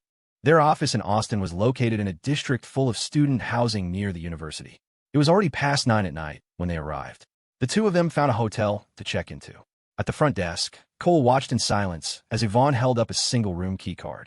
What's wrong, Mr. Chun? Let's go, Yvonne said, her expression a perfect picture of why are you being so weird. Go where? The words snapped out of his mouth. Yvonne was a good subordinate, a great assistant. Cole knew how to prioritize. In dark angel mode, even Jasmine in black lace would have no effect on him. Give me your ID. He glared at her and held out his hand. Oof. Here. Yvonne reluctantly handed over her ID card. Cole ignored her pouty face. The head of the promotions department, a woman that's sharp and capable. Her, feeling wronged? He'd ask her if she believed that herself. If necessary, Cole could perform a pouting, wronged expression too. He could even manage a full-on ball. Their rooms were next to each other. Yvonne's door slammed shut with a loud bang, radiating resentment. Cole, unfazed, went into his room, dropped his luggage, and stripped for a shower. In the next room, Yvonne rolled around on her bed a few times, then stared silently at the ceiling. Her eyes darted around, and she picked up her phone and put it on silent. She had a feeling that a certain 2 or 3 people would be calling her tonight, under the guise of concern, but for the purpose of surveillance. And if she didn't answer, what would they guess? Her gloomy mood vanished. She got up, walked to the window, and looked out at the bustling streets below. Austin was a lively city. Cole had been here twice in his past life and had a good impression of it. After his shower, he turned off his phone. Time to charge it and sleep. The noisy city had nothing to do with him. By 11 o'clock, Cole was fast asleep. In the next room, Yvonne's phone screen lit up periodically. Still awake, she watched it, a small smile on her face. I knew it. Sorry, ladies. You'll have to find Mr. Chun yourselves. And as for where the non-answering me is, you'll just have to guess. Yvonne tossed her phone aside and curled up in the spacious bed, tossing and turning. What's Cole doing? Is he answering his phone? 500 miles away in Rockford, in a dorm at Eastwood Tech, Jasmine put her phone down with a grim face after calling Yvonne one more time. Cole's phone was off. Yvonne's wasn't being answered. What were they doing? After she'd sent that angry message last night, Cole hadn't replied. For a whole day and night. Around 8 or 9 this evening, Jasmine's mind had started to run wild. Had she been too harsh? What if he was just pretending to be upset?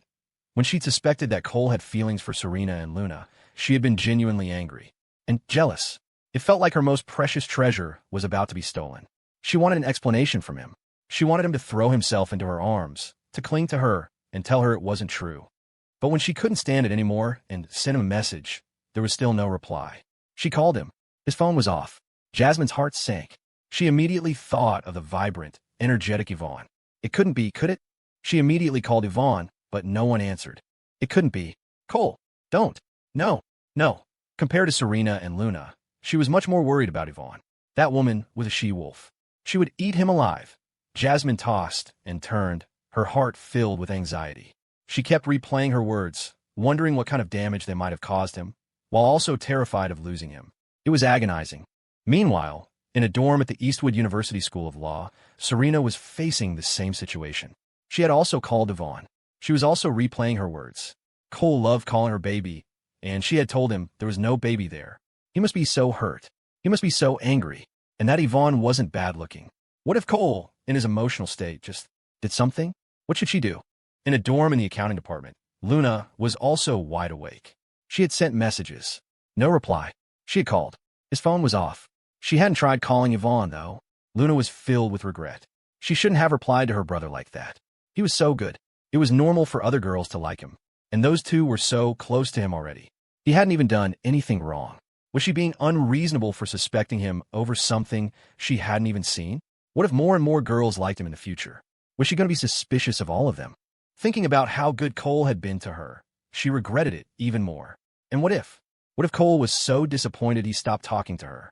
What would she do then? Waves of sadness, worry, and regret washed over her. The thought of a life without Cole turned her world gray. That night, the world gained 4 more people with dark circles under their eyes. Only Cole woke up feeling refreshed and energetic. He turned on his phone, glanced at the messages from his 3 little darlings, and then put it down without a flicker of emotion. Today was going to be busy. He had no time for anything else. Besides, the fire wasn't hot enough yet. True love couldn't be won by rushing in with clumsy explanations. On the contrary, precisely because it was love, he had to be calm and cautious. He had to play it like plucking the strings of a zither, creating a rhythmic melody, seemingly emotionless, yet full of feeling. The lack of feeling was itself a form of feeling. Of course, this method depended on the person. If you were dealing with another Cole or some gold digger, it would devolve into a game of mutual deception, more like a divorce battle over assets than the ups and downs of romance. If that were the case, it would only prove that it was wrong from the start. Incompatible people forced together. The best outcome would be to separate immediately. When he went out for breakfast, he saw Ivon with 2 dark circles under her eyes. He raised an eyebrow. Been out robbing graves? How are you going to work if you don't get enough rest? It's fine. I'm full of energy. That part wasn't a lie. Ivon was indeed very excited. The manager of the Austin office was Leo Hong, a senior. He had already rented a place that served as both living quarters and an office. But their first attempt at cracking Texas State University had hit a wall. The head of the student government's publicity committee was giving them the runaround, constantly using the excuse that he needed to look into it. After hearing the report, Cole smiled. Then give him a little something. That's a normal business expense. It's reimbursable. Leo Hong knew he needed to grease the wheels. He was just afraid of not being able to satisfy him. Mr. Chun, I'm worried he'll be greedy and try to take everything. No problem. Buy a recording pen. Have someone hide and film the handover. The second it's done, report him. A dark light glinted in Cole's eyes. A student government officer already getting greedy. That was unacceptable. Who knew how many other students he'd taken advantage of? It was bad for the university's reputation. He had to help out. Mr. Chun, what if he causes trouble? Leo asked again. He won't dare to cause trouble on campus. At most, it would be off campus. And off campus, what are you afraid of? Show him that famous Texas grit. The students you hire need to have that same quality. No weapons, just enough to make a point. I'll bail you out if it comes to that, Cole said, giving him a firm reassurance. This wasn't the future. There were still plenty of unreasonable people around. If you ran into trouble, you just had to be more unreasonable. Of course, situations like that were rare. Most student officers were focused on their future careers. Leo nodded. This was the logistical support he needed. Out in the real world, who was afraid of who? Cole added another piece of advice. But don't forget, if a real fight breaks out, you lie down afterwards. Your pride isn't worth anything. Understood, Mr. Chun, Leo said, his respect for his boss growing. Let's go. We're heading to Texas State now. I'll deal with him myself, Cole declared, waving his hand with authority. They had an appointment. As they entered the campus and saw the head of publicity approaching on a bicycle from a few dozen yards away, Cole's face contorted with a mixture of anger and disbelief. He glared at Leo. She's not even 5'3", and you made it sound like we were heading into a brawl. Why didn't you tell me it was a girl? Oh, she's just really hard to deal with. She always says she needs to look into it. Leo looked sheepish. He hadn't said she was a girl, but Cole hadn't asked either. To him, it didn't matter if it was a man or a woman. If they were blocking the deal, they were the enemy. And besides, Cole was the one who had talked about fighting. Cole's face was a thundercloud. All his carefully constructed dark persona, his street cred swagger, had just turned into a joke.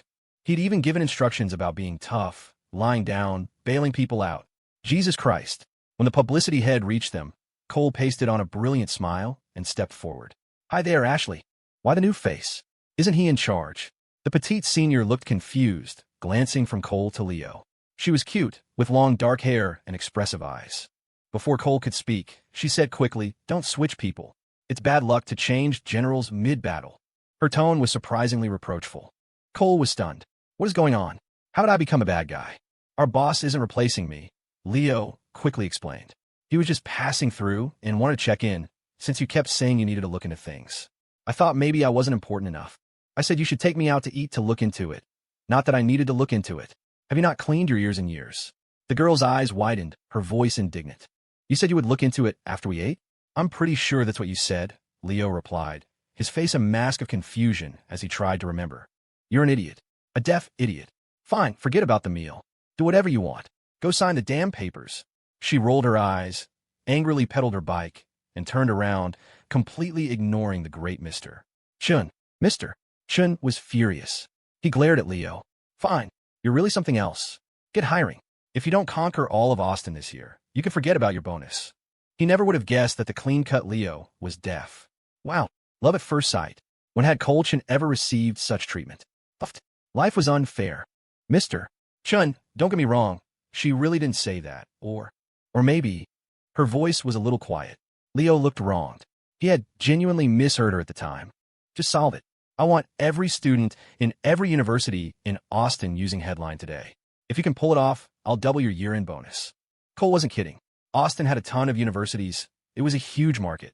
If they could sow the seeds here, the returns would be significant, laying a solid foundation for the app's future promotion. Students who graduated would naturally spread it to the wider world. Got it, Mr.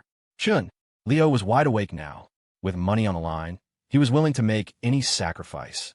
The two promoters he'd brought with him had been setting up the office and had only joined him today. They had just learned that their boss had a secret admirer. You couldn't help but be a little envious. All right, get to it. I'm leaving. Cole sighed and turned to go. He had arrived full of bravado, only to have his face thrown in the dirt. Ivon shot a fierce glare at Leo. What are you waiting for? Go after her. Get to work. Oh, right now. Leo scrambled into a run, chasing after the bicycle. Ivon jogged after the unlucky Mr. Chun. The relevant instructions had already been posted in the promotions department's small group chat. There was no need for further reminders. Their next stop, Atlanta. Cole walked quickly, not wanting to stay a moment longer. Even though Leo had hearing problems, he must have had his own unique talents to have been made a manager. Now it was just a matter of seeing if he could conquer all of Austin. The Atlanta office was set up in a university town. The manager was a junior named Gary Zung. He had been recruited on the first day the promotions department was established. His style was slow and steady. By the time Cole arrived, the office was already in order, and a meeting with Emory's business school had been arranged. Cole didn't interfere. He and Ivon just tagged along and looked around. Gary was a local and wouldn't be taken advantage of in social situations. With the backing of Cole and the formidable director Wong, Gary's confidence soared. He negotiated the pay rate for part-time student staff with flair. Cole saw no problems and felt completely at ease. That night, they had a team dinner. He offered encouragement and promised logistical support, emphasizing the importance of staff training. Lying in his hotel bed that night, Cole checked his phone. No messages from his three darlings. He figured they were probably still reflecting and wrestling with their feelings. He couldn't let up now. He couldn't go soft and message them. Whatever the reason for their anger, he had to win this battle first. Otherwise, it would be impossible to manage the household in the future. Even as he thought this, a part of him felt a pang of unease. The dark angel in the center of his mind kicked the emotional Cole aside. It's not your time to come out yet, he said coldly. At that moment, in the room next door, Ivon was on the phone. Director Young. He was working all day today. In the morning, he was. And in the afternoon, he was. In the bathroom mirror, Yvonne's face was a picture of resignation. When she had woken up that morning, she had seen a message from Jasmine. I am Cole's sister. I guarantee he will listen to me. Answer the phone. Tell me why his was off last night, and I'll make sure you're fine. Yvonne had been stunned. Cole's phone was off last night. This was trouble. If Cole had answered, the pressure would be on him. Since Yvonne hadn't answered, there would be suspicion, but she could always say she was asleep. At least it wouldn't draw fire. But Cole's phone had been off. This was a serious problem. One phone off, one not answering. That was a recipe for making enemies. Sorry, Mr. Chun. Offending the head wife is a terrifying prospect. Without a second thought, Yvonne sold Cole out. She absolved herself of all responsibility, reporting his every move in excruciating detail. Whether he was scowling in pain, grinning from ear to ear, or just smiling, she even described the exact sugar content of his smile. She made a special point of emphasizing that they had stayed in separate rooms, strictly observing the boundaries between men and women. Yvonne's calculation was brilliant. As long as she remained unscathed, she would have plenty of opportunities to get a piece of Cole in the future. Then, a message from Director Shun of the legal department arrived. Though her wording was more subtle, the threat was just as clear. The key point was, she had explicitly stated that he was her Cole, and she could guarantee Yvonne's position at Headline today would be secure. Yvonne believed her. What more was there to say? Sell. Cole was made to be sold. Perfect. 2 insurance policies. Finally, she received a message from Director and of the finance department. Her tone was much more pleasant, just asking about Cole's situation. Although she had never seen Director and Cole being intimate, a woman's intuition is never wrong. Yvonne figured, since she'd already sold him out twice, why not a third time? She proactively gave a full report. Perfect. 3 friendships secured. From now on, under the guise of friendly supervision, she could openly steal Cole for herself. From this day forward, she, Yvonne, would be untouchable at Headline today. And so, the evening became a reporting session for the triple agent. Poor Cole was still feeling guilty about his adjustment strategy. The next morning, Cole and Yvonne took the train back to Rockford. While they were traveling, back in the Zenith Capital office in Rockford, Ron Carter glared with his dead fish eyes at Will, who stood before him. Are you sure there are no problems? There are definitely no problems. The functions are similar, but the subsequent optimization is very important, Will said, avoiding his boss's gaze, which made his skin crawl. Don't talk to me about subsequent this or subsequent that. I don't understand it, and I don't want to. You just need to ensure that Headliner can reach the level of Headline today. Ron Carter shot Will a look devoid of any appreciation for his supposed star employee. Will squeezed out, his heart tightening. In reality, the thing was at best a portal website. It was nowhere near the level of Headline today. He had been studying and imitating it, but it was still missing something. Will knew exactly what it was, the core architecture of the engine's algorithm. He only had a rudimentary understanding of it, far from the level of Wyatt, the star student from the computer science department. Moreover, he hadn't been involved in the development of the core source code. He had no idea where to even begin. Ron Carter had been pressuring him for weeks, so Will had been forced to hand over the project early. He was just hoping his boss would give him the $100,000 so he could run for the hills. Mr. Carter, now that Headliner is online and operating, the $100,000 you promised. Can I have it now? No rush. Let's let it run for a while. Once it's stable, I'll definitely give you every penny. Ron Carter's smile didn't reach his eyes. A bad feeling crept over Will. He desperately needed that money. He was already broke. Mr. Carter, then, could you maybe pay a portion of it? Before he could finish, Ron Carter's eyes widened. What's your hurry? The job's not even completely done, and you're already demanding money. Are you planning to take the money and run? Will's heart seized. That was exactly his plan. He had to get out of this mess as soon as possible before it all blew up in his face. At that moment, he was filled with regret. So much regret his intestines turned green. He had truly been blinded by greed to have fallen into this pit. Not only had he not gotten the $100,000, but the promised $8,000 a month salary hadn't materialized either. He was only being paid $2,500. There was always some excuse. Moreover, he had been completely sidelined from the development team he had built. He was now just a technical consultant. He had to do the work, but he wasn't getting paid. All his previous greed had turned into a pile of crap smeared on his face. And there was something even more urgent. He had received a court summons. The hearing was in 15 days, and he had to be there. Headline Today's lawyers had already filed a lawsuit, but the scumbag Ron Carter showed no signs of taking responsibility. He had promised to cover the damages. It seemed there was no hope of that now. Will's eyes were vacant as he walked out of the office like a puppet. The headliner office was in another building. As he reached the ground floor, he saw his glamorous ex-girlfriend. A man's hand was on her ass. On a man's wrist was a large gold watch. The ex-girlfriend shot him a look of pity before turning away, pretending not to know him. The owner of the hand glanced at Will with disdain. Will numbly turned and walked away. Half an hour later, he was back at the headliner office. The head of the development department saw him and smiled. Yo, the director is back. Yeah, Will managed trying to keep his composure. He went back to his small cubicle, opened his computer, and typed in his password. Then he deleted the smart recommendation code he had been trying to write. He ran a small program he had prepared long ago. A strange smile appeared on his face. He then pretended to work until the end of the day. The morning in Rockford had been sunny, but the afternoon turned gloomy, looking like it was about to rain. Cole got back to the office a little after 2. The team was encouraged to hear that the 3 new offices were up and running. It was an important step in Headline today's expansion. Ivon, you should go home and rest. You must be exhausted after these past few days, Cole said, looking at her with concern. The dust storms of Boston, the damp cold of Austin, the blazing sun of Atlanta. Ivon hadn't complained once, and Cole was very moved. Well, okay, Mr. Chun, you take care.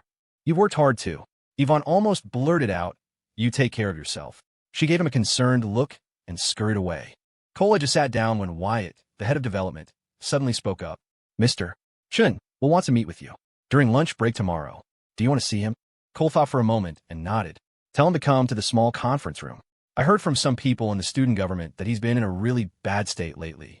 He's probably facing the backlash, Wyatt said with a small smile. That's normal. Even major companies pull that kind of stuff, let alone a small investment firm, Cole said, giving Wyatt a mental thumbs up. He knew Wyatt was saying this for the benefit of the others. Otherwise, he could have just sent a message. It was still early. Cole went to the small conference room to rest. He looked at his phone. Still no messages from his 3 little darlings. That's strange. There should have been messages today.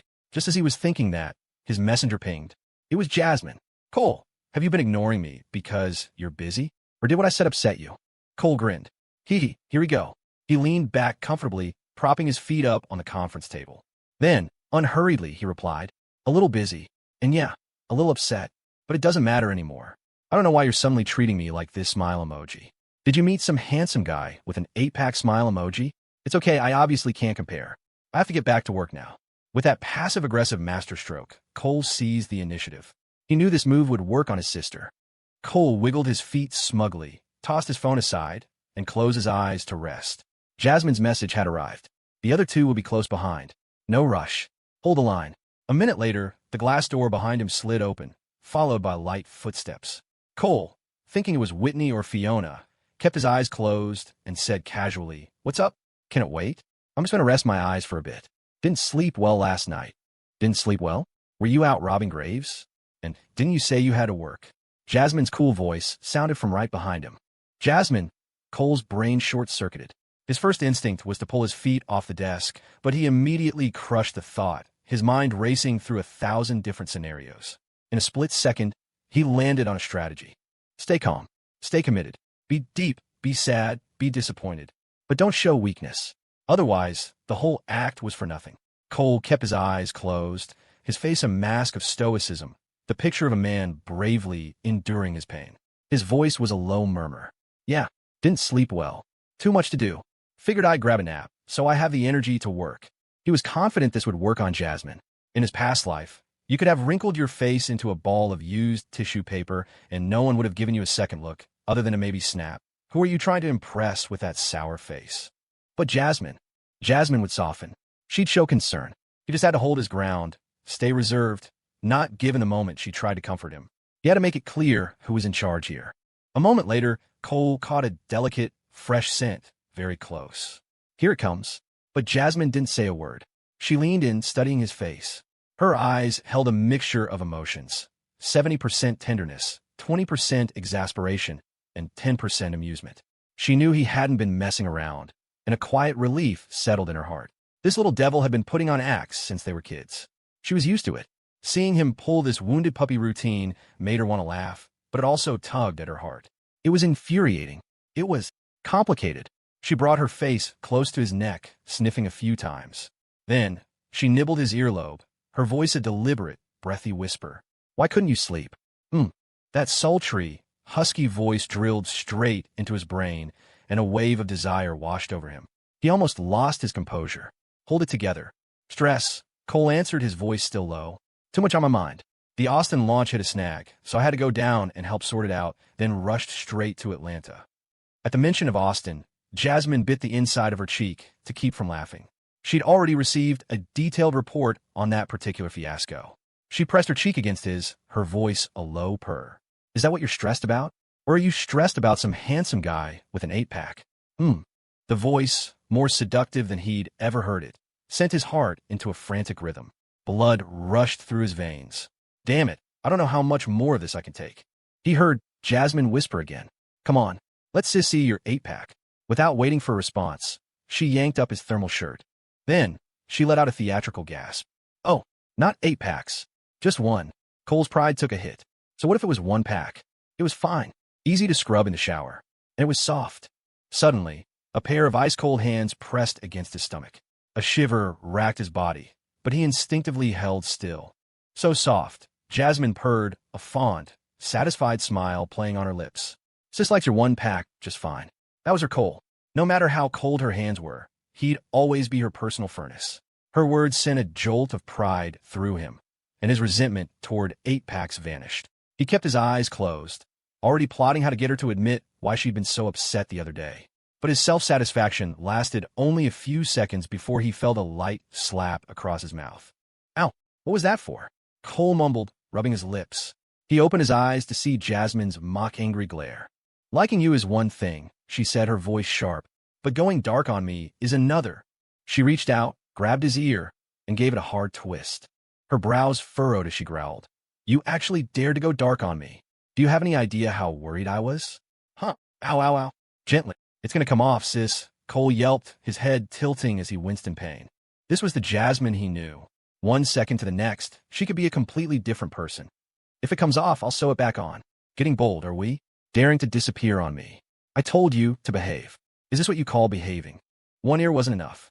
She grabbed the other, giving him a double dose of that exquisite, tangy pain. But he had to take it, no fighting back. When Jasmine was mad, he had to endure it. It was her brand of ferocious affection, a privilege not just anyone received. The glass door to the conference room creaked open. Whitney's head peeked out, then quickly retracted. A flurry of footsteps scurried away. I didn't go dark, sis. My phone died, Cole protested, his attempt at being deep and mysterious crumbling. How could he keep up the act now? It was dead during the day, too? Dead for 2 whole days? You did it on purpose. I hate you. Jasmine's anger flared, and her hands showed no mercy. The ear-pulling wasn't enough to vent her frustration. She yanked the collar of his shirt down, exposing one shoulder. I'm gonna bite you. She sank her teeth into the flesh of his shoulder, her jaw locking down until her teeth dug deep into the muscle. Hiss. Oh, that one was vicious.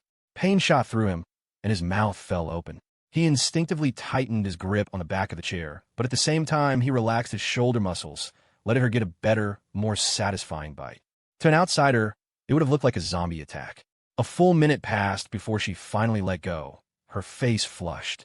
She looked at the tooth marks, slick with saliva. They were deep, already welling up with blood. Does it hurt? She whispered, her lips brushing against his ear. It's fine, Cole answered, trying to ignore the fiery sting. He had to admit, after the initial pain, there was a strange sort of thrill. Oomph, Jasmine snorted, a sound of arrogant satisfaction. The anger in her heart had completely vanished. With that one bite, her Cole was still her Cole. She could bite him whenever she wanted. The other stuff, it wasn't that important. Besides, she knew exactly what he'd been up to, but she wasn't about to reveal her source. Her inside man was far too valuable. Sis, why were you so mad the other day? Cole asked, seeing that his act was useless. The dark angel in his head had already disintegrated. No reason, Jasmine said, feeling pleased with herself and unwilling to explain. He'd already called Luna. What was one more pet name for Serena? They'd been classmates since middle school, and he'd even roped her into being the company's legal counsel. All she needed to do was keep 2 things in focus. 1, the 2 biggest threats were still untouched. 2, her Cole was still the same Cole who would let her bite him whenever she pleased. That was enough. but she still had to be on guard. Now that she had an inside source, things would be much easier. Jasmine had never considered throwing a tantrum or giving him the cold shoulder to force a confession. That would only make things worse. His reliance on her was the unshakable core of her happiness. Sis, I've been really good these last 2 days. Since the act was over, Cole switched to a new tactic. He tugged on her arm, pulling her toward him, and patted his thigh. The invitation was obvious. What are you doing? Jasmine shot him a sideways glance. She knew exactly what he wanted, but they were in the conference room. She glanced back at the glass door. It was quiet outside, and then she swung a leg over, straddling him, their faces just inches apart. The chair groaned but held strong under their combined weight. Jasmine reached out and tapped his forehead with her index finger, a playfully stern look on her face. What is it you want? I want lace, Cole said, his hand securely on her waist to keep her from falling. No, all you're getting is thick flannel pajamas. Sis, that's not fair. You're cheating. Too bad. Flannel pajamas. Take it or leave it. I'll take it. Cole answered decisively, a grin spreading across his face. His sister was the queen of saying the opposite of what she meant. That was a yes. The lace was a sure thing. Sis, don't forget you have to dance for me. I'll dance. I'll dance in my flannel pajamas. It'll be gorgeous, Jasmine said, pulling back his collar to admire her handiwork. She'd already choreographed a new lyrical piece to a moody, atmospheric song. It felt right. The thought of performing it in flannel pajamas, however, made her want to burst out laughing. It served the jerk right for not listening to her. So you'll dance tonight? Cole asked, his mind already racing. He remembered what happened after the last time she danced for him. Be good. Not tonight, Jasmine said, ruffling his hair with a hint of apology. I already told Alex I'd study for the gym ATs with her. Oh, Cole said, a little disappointed. He asked casually, Alex is going for her MBA too? Yeah. If she doesn't, the best she can hope for is being some office drone or a mid-level manager. You have to keep learning if you want a shot at the executive level, Jasmine nodded. She wasn't doing it for a title herself. It was purely for her family's company and for Cole. It didn't sound very ambitious, but for her, it was enough. For Alex, though, it was her only path forward. And if Jasmine wanted Alex to work for Cole one day, she needed to push her to get that degree. She quit the dance team to free up all her time for studying. So, sis, did you come here just to see me? What's so great about seeing you? I came to print some contracts to have on hand. Oh, my heart is broken. And here I thought you came just for me. Just keep pretending. MMPH. You're so. MMPH. Annoying. MMPH. An indeterminate amount of time later, Jasmine pushed away his wandering hand. Breathing heavily, she playfully pounded his chest a few times. Look where we are. Stop messing around, she hissed, then quickly slid off his lap. Cole licked his lips, an expression of pure, unsatisfied longing on his face. The look earned him a few more playful punches from a blushing, flustered Jasmine. Look at that lecherous face. Disgusting. Sis, I want another kiss. Just one. Cole, shameless chin, ignored her, holding out his arms like a child demanding a treat. You are, honestly, the most annoying person. Jasmine grumbled with a look of mock disgust, but she leaned down and gave him what he wanted. He pulled her back onto his lap, their lips locking again. After another long moment, they finally parted. She pecked him a few more times, wiping away the saliva, a faint blush on her cheeks. She cupped his face, her expression a mix of affection and mischievousness as she squished his cheeks, contorting his face into funny shapes. Her eyes were full of tenderness. Cole, you should get your driver's license. I'll buy you a car. It's a pain for you to be walking everywhere, and you have to take a taxi to meet clients. It was she who had insisted he not be flashy, that he stay grounded. And on that point, he had been absolutely perfect. Sis, let's wait until headline today is a little more established. It's not urgent. We do need a vehicle, but I was thinking of buying a van or something for the company first in the company's name. Okay, that works too. But if you want one, I'll get it for you, Jasmine said, planting a kiss on his forehead. Anyone else with this kind of money would already be showing off. That was a bad look, too flashy, attract trouble. And it would attract all the wrong kinds of girls. But her Cole was different. His personality was a perfect fit for hers. It was no wonder she'd practically raised him. Suddenly, she didn't even feel like studying anymore. But she stood up resolutely. A promise was a promise, and if she broke her routine now, she'd never get back to her books. Sis, I'll walk you back, Cole said, getting up as well. He couldn't bear the thought of her walking all that way back alone. Okay, Jasmine agreed happily. The two of them walked downstairs and cut across the engineering school's campus to get closer to Eastwood Tech. They chatted as they walked, her arm linked through his. The sight of the stunning, elegant woman as regal as a peony, turning to smile fondly at the young man beside her, filled onlookers with a soul-crushing envy. A few students thought the woman looked familiar, but they couldn't quite place her. As for the infuriatingly lucky guy, they had no idea who he was. He walked her all the way to the gate of Eastwood Tech. Before going in, Jasmine pinched his arm, shot him a look that was equal parts annoyed and alluring, and said through gritted teeth, "Don't think you're off the hook. We still have scores to settle." "What scores, sis?" Cole asked, feigning confusion, though a knot of apprehension tightened in his stomach. Was there something else he didn't know about? "I'll tell you when the time comes." Jasmine gave him one last, lingering look, then waved and walked onto her campus. Cole decided not to dwell on it. He could always get the details out of Luna. His adjustment had been interrupted by Jasmine, but it seemed to have been at least partially effective. Otherwise, she wouldn't be using this combination of hard and soft tactics. She'd just be furious. He was halfway back when he finally pulled out his phone, which had buzzed a few times in his pocket. He opened it to find messages from Serena and Luna. "Serena, Cole, want to get dinner at the dining hall tonight? My little prize piglet has a lot to tell you." Cole typed back, "Okay, I'll come get you at 6. Then he opened Luna's message. "Luna, brother, are you ignoring me? I'm scared." A pang of sympathy hit him. He'd been too hard on Luna. She couldn't take that much pressure. He quickly replied, "Are you going to listen to me?" 5 minutes later, Luna's reply came first. "Yes, I'll listen to you, brother." Cole wrote back, "Good girl. I'll come find you for a chat after I'm done with work tonight." Luna replied instantly, "Okay, I have class until 8 tonight." "Cole, then I'll find you after 8. "Okay." A moment later, a big, happy "okay" from Serena popped up. Putting his phone back in his pocket, Cole hummed a tune as he headed back to the office. The temperature was unusually high for the evening. It was almost 5 o'clock, but still a mild 64 degrees. In the law school's women's dorm, Serena had changed into a fitted white hoodie and simple white sneakers. She held a small mirror, checking her flawless face for any imperfections. Her expression was calm, but her bright eyes were dancing with excitement.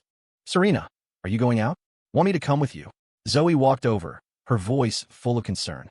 "It's okay, I can go by myself. I'm just grabbing a bite at the dining hall and coming right back," Serena said, turning with a smile. "All right then. I was going to say I haven't eaten either. We could have gone together," Zoe said with a helpless smile. Watching her roommate leave with a light spring in her step, Zoe slowly walked out onto the balcony. She saw Serena jog across to the building opposite hers and duck into the entryway, hiding from view. Zoe frowned, confused. What was she doing? Feeling like Serena was about to look up, she guiltily ducked back inside. 2 minutes later, Cole arrived downstairs at the women's dorm. Seeing that Serena wasn't down yet, he pulled out his phone to send a message. He heard the sound of tiptoeing footsteps behind him, followed by a sweet, creamy scent carried on the breeze. She's playing this game again. Cole smiled to himself, pretending he hadn't noticed.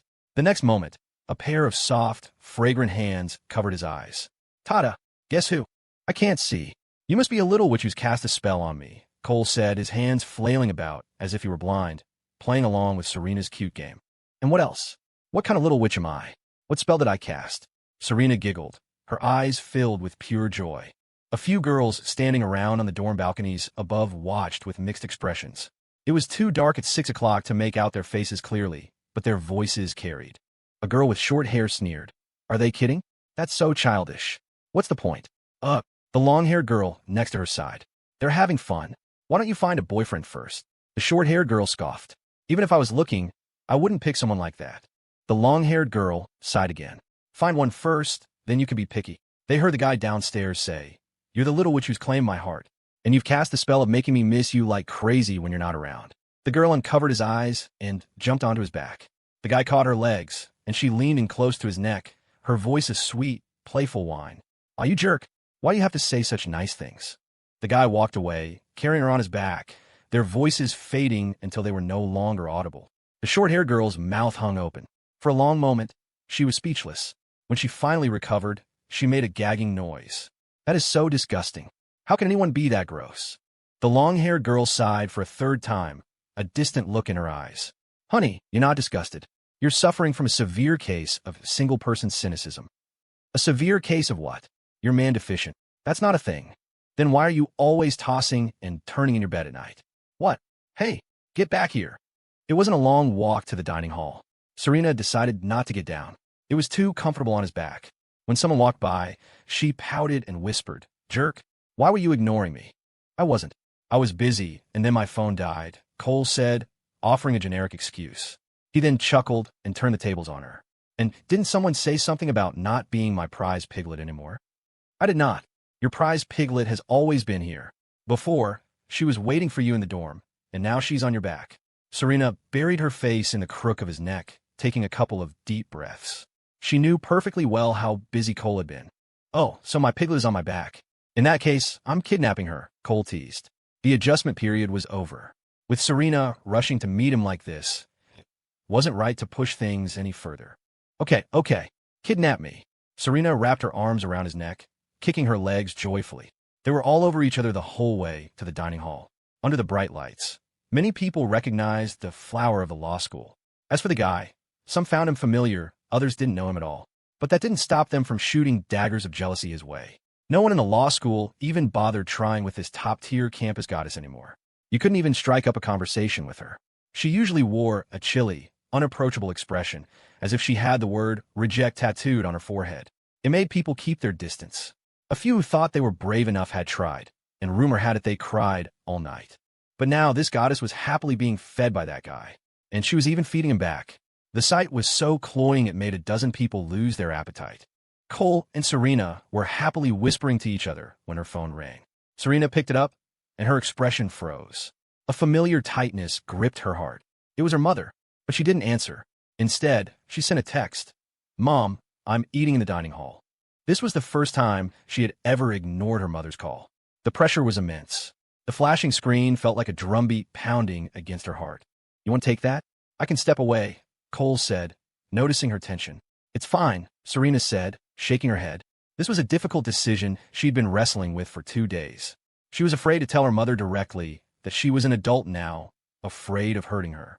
But if she didn't say anything, she was afraid of hearing her mother's stern voice, or worse, of being forced to transfer again. Ignoring the call was the only way to create a buffer for both of them. She had expected her mother to call. She was certain she had an informant in her dorm room. It was 80% likely to be Zoe. Serena could even imagine the conversation her mother had with Zoe, recruiting her. This roommate could now only ever be a college roommate. It was a real shame. The phone was still flashing. Serena flipped it over. She'd deal with it when she got back to the dorm. But the persistent ringing, the relentless pressure, made it impossible for her to feel as happy as she had just moments before. She gave Cole an apologetic smile. He squeezed her hand. They looked at each other and smiled. Suddenly, Serena felt much better. The person beside her never subjected her to any mental pressure. Sure, he was always trying to get fresh with her, but she was happy to let him. And he never pushed her past her final boundary, no matter how much he wanted to. If he insisted, she wouldn't be able to stop him. But that would unleash her mother's fury. The consequences would be unimaginable. There would be no room for compromise. Serena felt helpless. Logic and love made it hard for her to deny her mother's affection. After all, in a way, her mother truly did want what was best for her. But that best came with her mother's powerful will attached. It came with a preset framework. One step off that path, and she was burdened with crushing guilt, as if not following the plan made her a sinner. Her mother's love was real, but it was too heavy. So heavy she could barely breathe. Sometimes she thought that if Cole hadn't been the one to knock on her door, she would have 90% for sure never approached him. She would have followed the path her mother laid out for her, walking until she couldn't walk anymore. After they finished eating, Cole pulled out a napkin. Serena immediately lifted her chin. He wiped her mouth, then gave her cheek a loving squeeze. The campus at 7:30 at night was anything but quiet. Students bustled back and forth, no different from a busy street. Hand in hand, they walked back to the women's dorm. For the first time, Cole waited for her to go upstairs. She was under pressure now. He couldn't pull one of his usual moves. Be like water, he thought, a balance of hard and soft. Now was the time to be soft. When Serena appeared on the balcony, she was beaming. She even did a little jump. They waved to each other, and only then did Cole turn to leave. Serena walked into her dorm room. She smiled at Zoe, who was looking at her with an inquisitive expression. Serena, you're back so soon. I thought you'd be later, Zoe said with a smile. Nothing else to do, so I came back. Serena had no intention of calling her roommate out. Even if it wasn't Zoe, it would have been some other Leah or Amanda. Better the devil you know. She went into the bathroom and called her mother back. Hello, Mom. Why didn't you answer my call? I was eating. The dining hall was loud. Who were you with? I was alone. The other end of the line went silent. After a dozen seconds, her mother's voice came back. Get some rest. You need to be refreshed for your classes. Your second semester courses are very important. You know that. I know, Mom. Hundreds of miles away, in the district apartments of Linden Creek, Helen Shin hung up the phone and looked at her husband, who was watching TV on the sofa. We need to transfer Serena. This can't go on. Transfer her? Why? David Shin asked, though he already knew the answer. He understood his wife, and he understood his daughter. Why do you think? To give her a better learning environment, of course. Helen plopped down on the sofa, her face a stern mask. I don't think Serena will agree, David said cautiously. He knew a little more about his daughter's situation than his wife did. The pig had definitely gotten into the cabbage patch. From a father's perspective, he found it hard to accept, but from his daughter's perspective, she'd be 19 in 2 months. Wasn't it normal for her to be in a relationship? And from a community leader's perspective, he should be encouraging young people's pursuit of life and love. Despite how hard it was to accept that his daughter had been snatched away, the fact that their relationship hadn't crossed the ultimate line made him feel that she was being respected, which was a relief. Years ago, he had made his own move early to win Helen over. It takes a thief to catch a thief. The whole thing was just a mess of conflicting feelings. It's not up to her to agree. I'm her mother. Helen slapped the arm of the sofa. Hey, don't get worked up. It's not a big deal. They're just friends talking. It's not affecting anything, David said, his words feeling hollow even to himself. You think a young man and woman, alone together, are just going to talk? Do you believe that? Do you have no shame? Helen shot her husband a glare, then continued. This is a critical time for her. A relationship will be a serious distraction. Once this period is over, she'll have plenty of time for dating. I want to transfer her to a university in the state capital. I have old classmates there, and there are so many excellent young people. Eastwood is a good school, too. Why don't we just wait and see? We don't want to stress her out, David said, choosing his words carefully. He wouldn't dare use a word like force. His wife used to be a classic, artistic type. He didn't know why she had slowly become like this. What's there to be stressed about? The capital is great. She can visit her grandfather more often, Helen said dismissively. David was at a loss for words.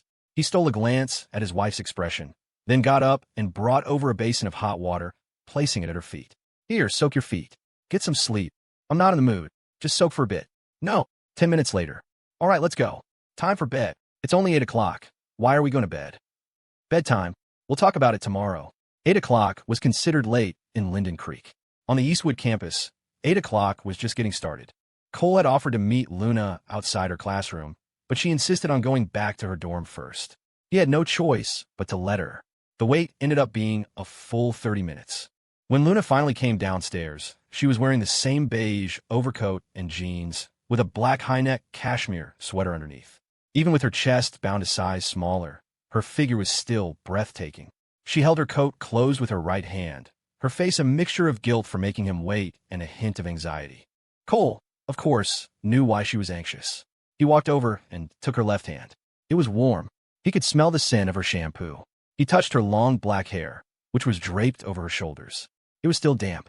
She had probably washed it for him at the last minute and then, worried he was getting impatient, had only given it a quick blow dry. Don't do this again. You have to dry it completely. I hear you can get headaches if you don't. I'll wait for you, he said softly. Okay, Luna answered in a low voice. She looked up at him, her dark, bright eyes filled with joy. The unhappiness and conflict from the other day had vanished. Let's go for a walk, Cole said, ruffling her hair before taking her hand and leading her away. Okay. Their fingers intertwined naturally. Luna's grip was tight, as if she were afraid he would disappear. Cole squeezed back, giving her a reassuring signal. He led her in a random direction, deliberately choosing less crowded paths. What happened the other day? Tell me about it, he said as they passed under the shadow of a large tree. He leaned in and pecked her on her soft cheek. It was just about the chat, Luna said, tilting her head slightly to offer her cheek while scanning their surroundings to make sure no one was watching. No one. His lips pressed firmly against her cheek, making a soft, strange popping sound that made her blush. She nervously glanced around again. The chat. Cole asked, puzzled. What chat? It was. Luna explained what had happened. Cole listened, his heart pounding. Holy crap, that actually happened. Thankfully, his 3 girls weren't the type to show off. Otherwise, things would have exploded long ago. So, they were suspicious, but they had no actual proof. This was dangerous. I'll think about it later, he decided. This is our time together. He pushed the matter to the back of his mind and listened as Luna talked about her recent accounting work. Cole played with her hand, listening with rapt attention. After a while, Luna looked down at their intertwined hands, then at his other, empty hand. A trace of melancholy clouded her eyes, and she suddenly didn't feel like talking anymore. Usually, he would hold her left hand with his left, and his right arm would be wrapped around her waist, pulling her into his embrace. But not today. He must still be angry with her. The sudden silence made Cole turn to look at her. He saw her lost in thought, looking like she wanted to say something but was too shy to speak. She kept biting her lower lip, then letting it go, then biting it again. Cole, the veteran Chun thought for a moment and understood. She was a sensitive girl. He chuckled, then slid his arm around her slender waist in his usual manner, pulling her close. Just like before, the right side of her body was pressed against his. The familiar, tight embrace instantly soothed Luna. A shy but satisfied smile spread across her face. She turned her head and gazed deeply at his profile, whispering, "Brother." Cole saw a pair of eyes that were a mixture of reserved and fiery, full of longing. They stopped walking. In the dim light of the evening, her fruity red lips were slightly upturned. Cole, the lecher Chun, couldn't hold back any longer. He cupped the back of her neck and leaned down, his mouth covering hers. "MMM. Brother. MMM. I miss. MMM. You." Luna managed to gasp out between kisses, her hands clutching his shirt. Her heart melted. Her mind went blank. All thoughts of group chats and who was who evaporated. She knew only one thing. This was how it was supposed to be with her brother. This was the taste. Cole's mouth was busy devouring fruit, so he couldn't answer. His hand spoke for him. Unfortunately, her black cashmere sweater was tucked into her jeans. And in such a public place, he had to restrain himself. If someone saw, they might think he was some kind of pervert. The two of them kissed with wild abandon, the sound of their lips smacking together echoing in the quiet. They forgot that even though it was a side path, people still walked by. And as fate would have it, a group of students, both male and female, came around the corner. The girls wanted to look, but were too embarrassed. They stared straight ahead, their eyes darting to the side, preserving their modesty while satisfying their curiosity. They silently cursed the shameless couple, expressing their disdain for such behavior. The guys, on the other hand, watched openly as they walked, their faces full of envy. The couple, lost in their kiss, finally noticed the newcomers. Their lips, which had been glued together, finally parted. As the passers-by came into the light of a nearby lamppost, one of the guys in the group stopped, his face changing. It was Mark Zhang, former vice president and current ex-member of the Flashpoint Theater Club. Mark hadn't expected to run into an acquaintance in this secluded spot. Even in the dim light, he recognized them. He no longer dared to have any designs on the girl, but he still harbored a deep resentment toward the two of them. Being reported and stripped of his vice presidency was a black mark on his student resume. It had to be this guy's doing. But despite his resentment, he didn't dare say anything. The complaint had gone straight to the Student Government Association, and the SGA had taken it very seriously. They had questioned several students who were present at the time. The result was a foregone conclusion. Given the content of that script, how could there not be something fishy? What he hadn't expected was that a younger female member would testify that he had a habit of being handsy. The theater club had then encouraged him to leave. Cole glanced over and saw Mark. He offered a benevolent smile, then took the blushing Luna's hand and walked away. Time to find a new spot and continue. If it weren't for Luna's A.M. class the next day, he would have definitely taken her to their secret base. But that would mean getting up too early. Mark watched their retreating backs with a complex expression, wanting revenge but lacking the courage. In another secluded spot, Cole teased Luna for a while longer. "Lou, this kind of information is private between us. From now on, you can't show it to anyone else. Not even Director Yang or Director Shun," he said, shamelessly manipulating her. "Okay, I know, brother. I won't show anyone," Luna replied, her face flushed from the kissing, and more so from his wandering hand. Deep within her obedient gaze, a spark of intelligence and cunning flashed. As long as Cole was by her side, she was confident she could compete. All this guessing and worrying just left her stressed and out of sorts. Before she knew it, her man would be stolen away. As for competition, a girl from the mountains of West Virginia wasn't afraid of anyone. As she thought this, she tucked the hem of her black sweater back in her jeans. A little after 10, Cole walked a very happy Luna back to her dorm. Since she was in good spirits, he didn't wait downstairs. Luna climbed the 6 flights of stairs and, as usual, looked out into the distance. Only when his figure was blocked by a building did she reluctantly pull her gaze away. When she entered her room, Brianna and Felicity were sitting cross-legged on their beds, laptops and notebooks spread out on the small desks in front of them. They were dividing the work, handling the accounts for Headline Today and The Tea Alchemist. The job was flexible. They could do it after class or whenever they had free time. Their boss, Cole, was very generous.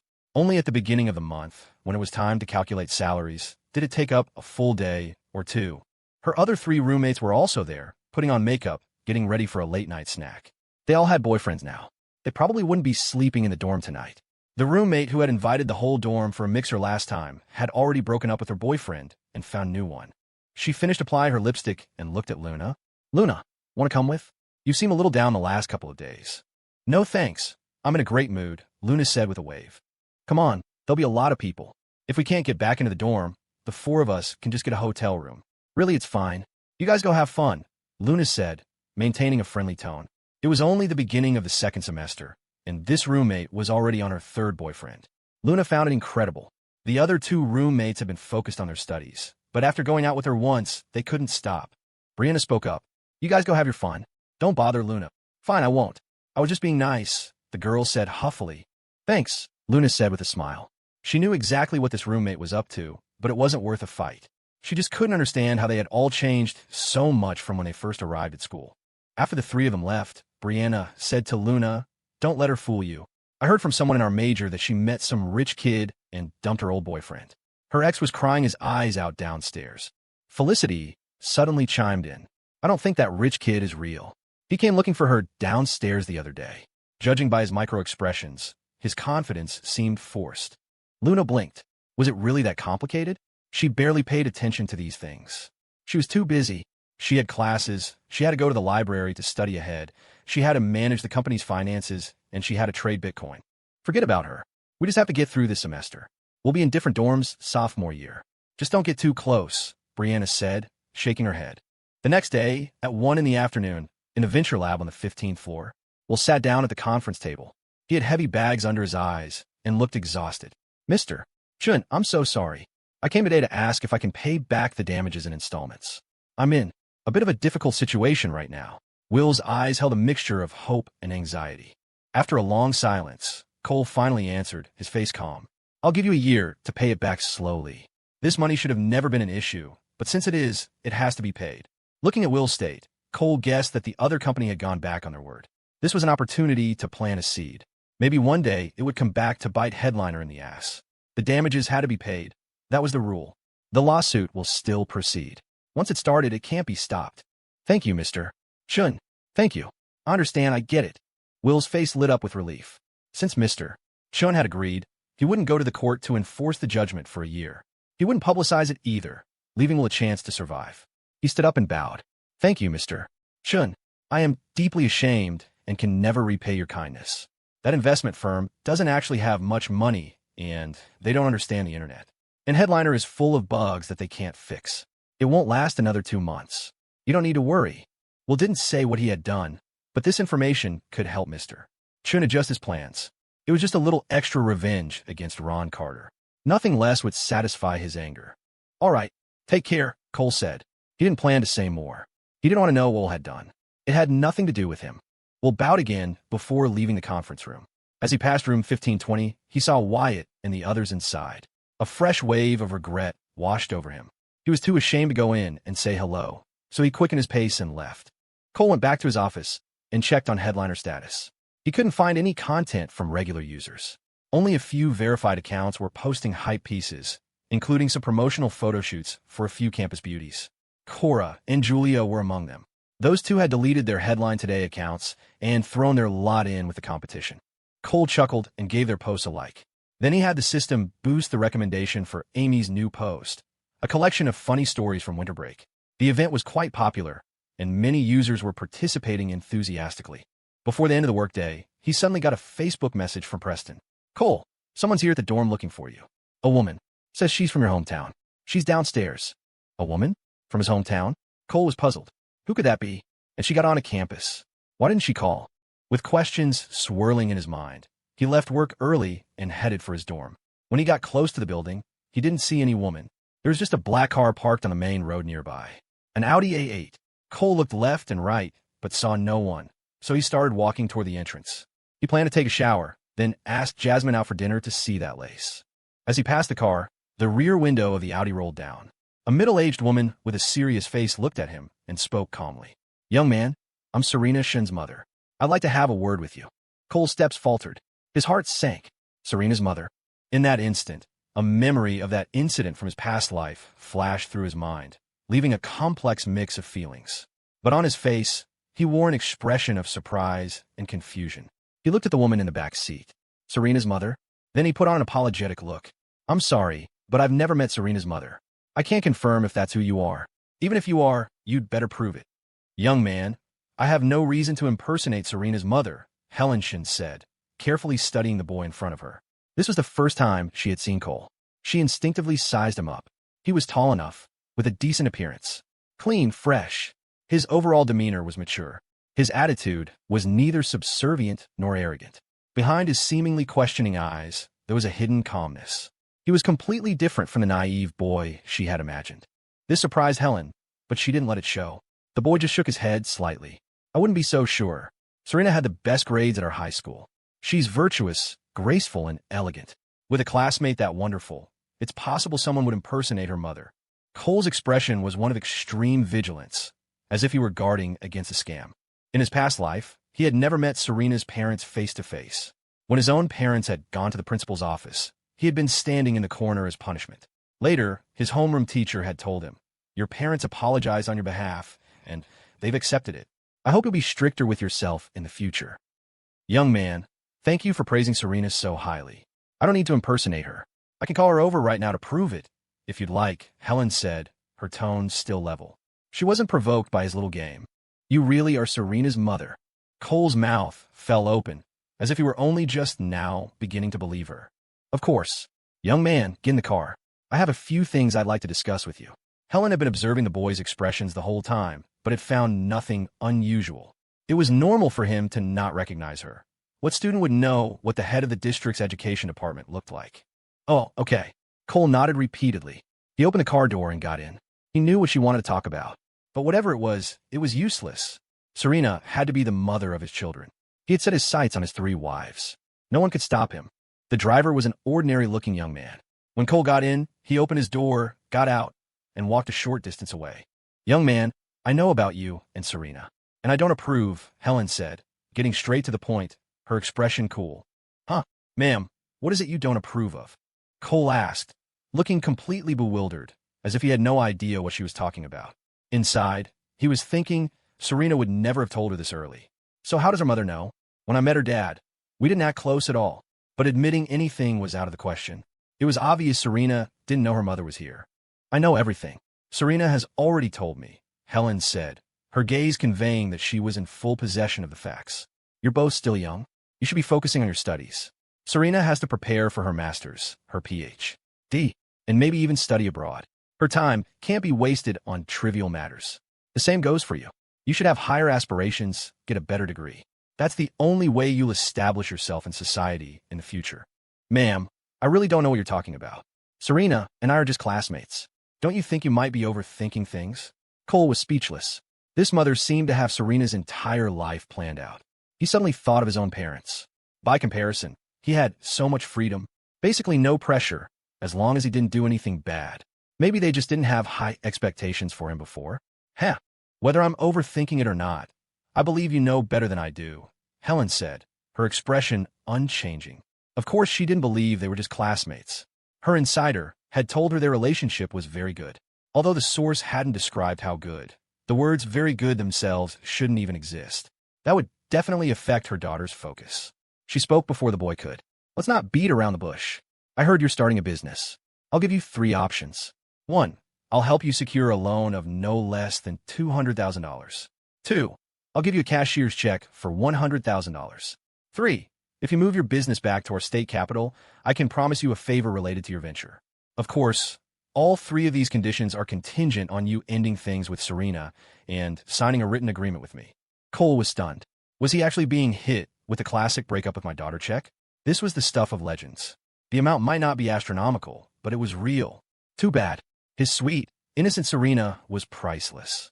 A measly $100,000 was nothing. 100 million wouldn't be enough. He'd earn it himself. In a few years, a girl this adorable would be impossible to find. Heh, you old fox. I wouldn't believe a word you say if my name depended on it. And a written agreement? The moment I sign it, not only will I not see a dime, but it'll be used as proof that I abandoned love for money. It would be presented to Serena, make her cry her eyes out, and lose all faith in me. Then her heart would be sealed in concrete, and she'd throw herself into her studies, fulfilling this old fox's expectations. Too bad for you. I'm a reincarnated fox myself. I know how to play these games. Cole's expression instantly shifted to one of righteous indignation, his eyes filled with contempt. Ma'am, I think you've underestimated both me and Serena. First, my relationship with Serena is not what you imagine. We just occasionally get together to discuss our studies and our hopes for the future. You've underestimated your own daughter, and that's disrespectful to her. Second, while the conditions you've offered are substantial, to me, they are an insult. I am starting a business, and it is very difficult. But I will overcome these challenges and achieve my ambitions through my own efforts. Therefore, I reject your offer. Furthermore, I am very disappointed in you. I thought the mother of a student like Serena would be a very open-minded woman. But clearly you are not. Your arrogance and prejudice make me extremely uncomfortable. I'm sorry, but I don't wish to continue this conversation. Cole's neck was stiff, his face flushed, looking for all the world like a young man seething with humiliation. He delivered his long, proud speech, and without waiting for a reaction from Serena's mother, he opened the car door and got out. He slammed it shut with a satisfying thump, then strode toward the dorm building. Cole smirked to himself. Faced with a natural-born actor, even an old fox will be left dumbfounded. If you back off now, my future son will sweetly call you Grandma. If you continue, then sorry. You won't even get to hold him. From the moment Serena's mother had stated her terms, Cole had realized one thing. From the very first word she spoke, a recording device had almost certainly been activated. The slightest hesitation in his refusal would have been used as proof that his intentions were not pure, that he had ulterior motives. It would have been played for Serena in a heartbeat. If he had shown even a flicker of interest, he would have fallen right into the old fox's trap. She wouldn't have even needed to persuade Serena. The recording would have dealt a fatal blow. Anyone else might have been finished. Too bad for you. I'm a master of these games myself. In the car, Helen was indeed momentarily stunned by his speech. She silently watched the boy walk away, not saying another word. So passionate, so full of youthful indignation. As if it were real. I wouldn't believe a word of it. But his words still left a shadow in her mind. To reject her offer so decisively was certainly unexpected. She pulled a recording pin from the car's door pocket and turned it off. It was clear that this recording was useless. In fact, letting her daughter hear it would only earn him points. Helen's face was grim, her brow furrowed. This kid, he wasn't going to be easy to deal with. Cunning and steady. For Helen, who had encountered all sorts of people from a young age and had navigated the world of bureaucracy herself, she viewed everything with a critical eye. At home, she might get emotional, but when handling business outside, she was pure cold logic. A 19-year-old kid being this composed was not normal. His words were precise and logical, which is the biggest logical inconsistency of all. Of course, it was possible her judgment was wrong. Maybe the kid was just good at improvising. Helen took out her phone and called her friend, Professor Ivon at Eastwood University. It was answered on the first ring. Helen, what's up?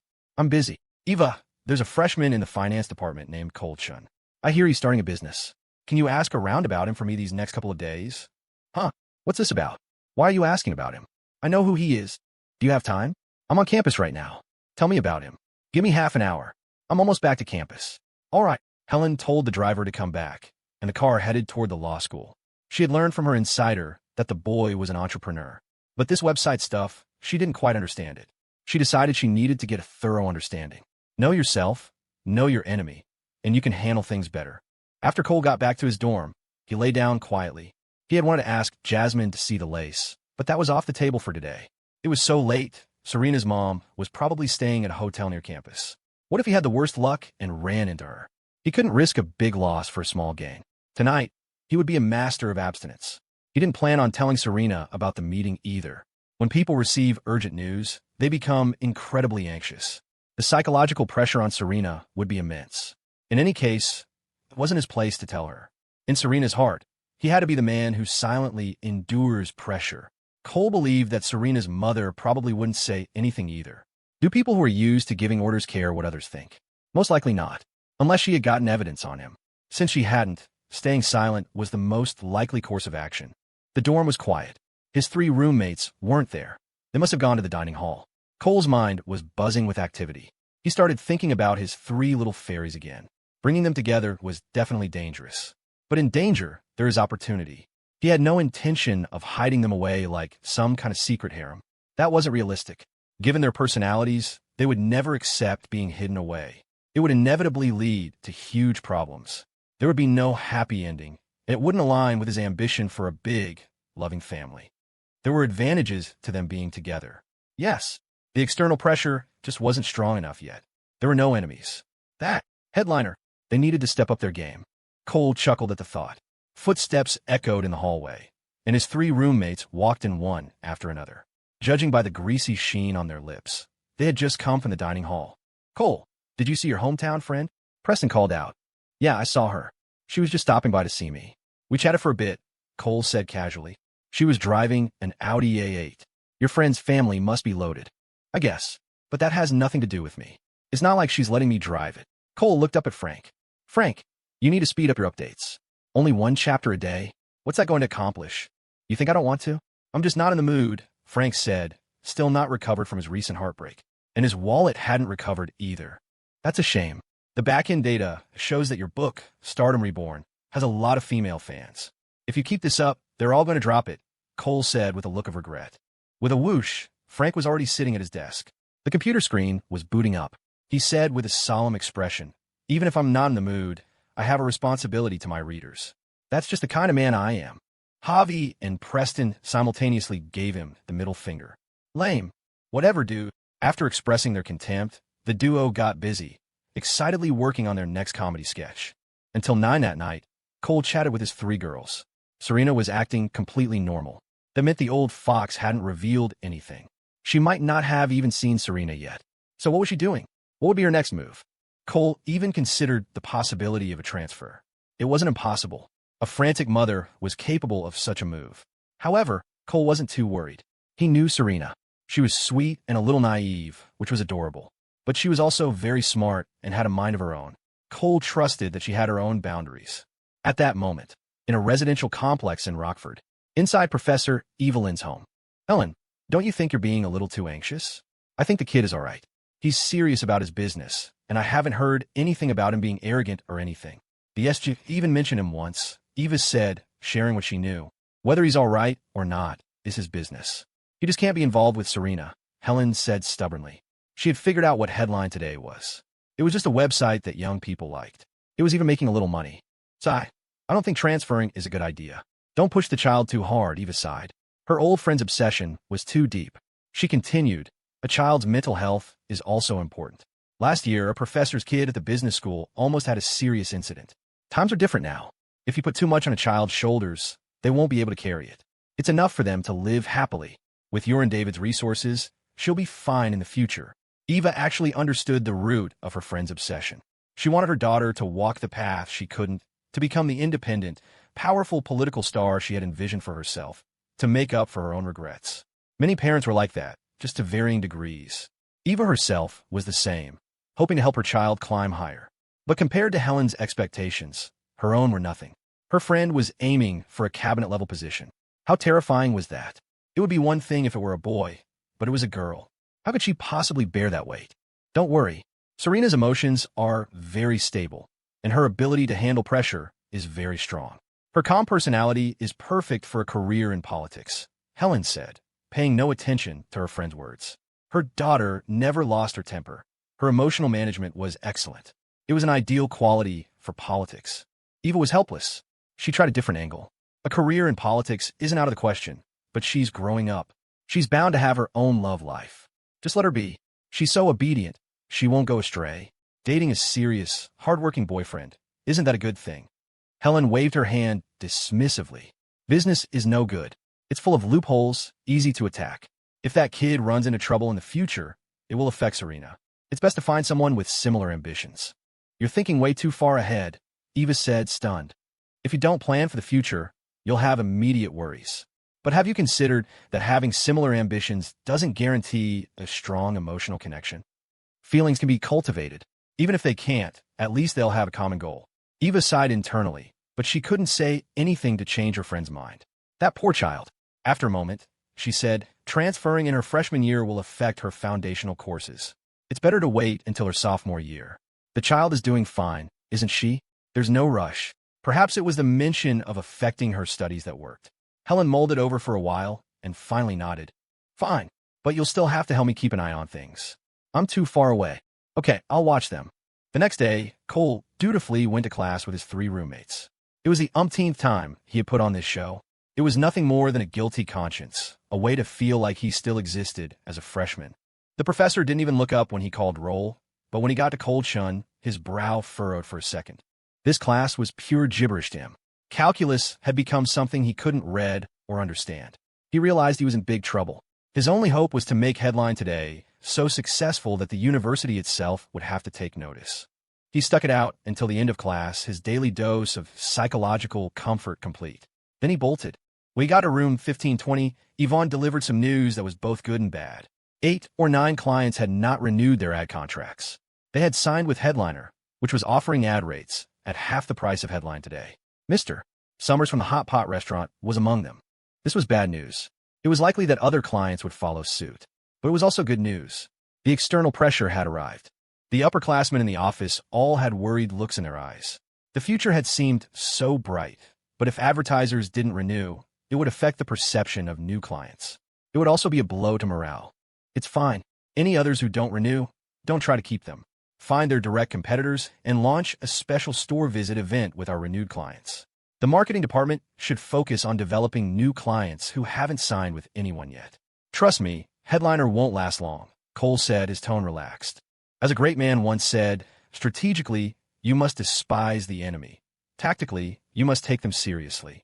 Seeing that their boss wasn't nervous, the team relaxed a little. Only Wyatt and his team seemed completely unconcerned. Mr. Chun, Headliner has been spreading negative rumors about us for days. Do we need to fight back? Ivon asked. No need. Our core is user experience, not selling underwear. What are they going to say? That our materials are bad. Interesting video templates, a free and interactive environment, and a constant stream of content that users want to see. That's what will make it hard for them to leave us, Cole said with a small smile.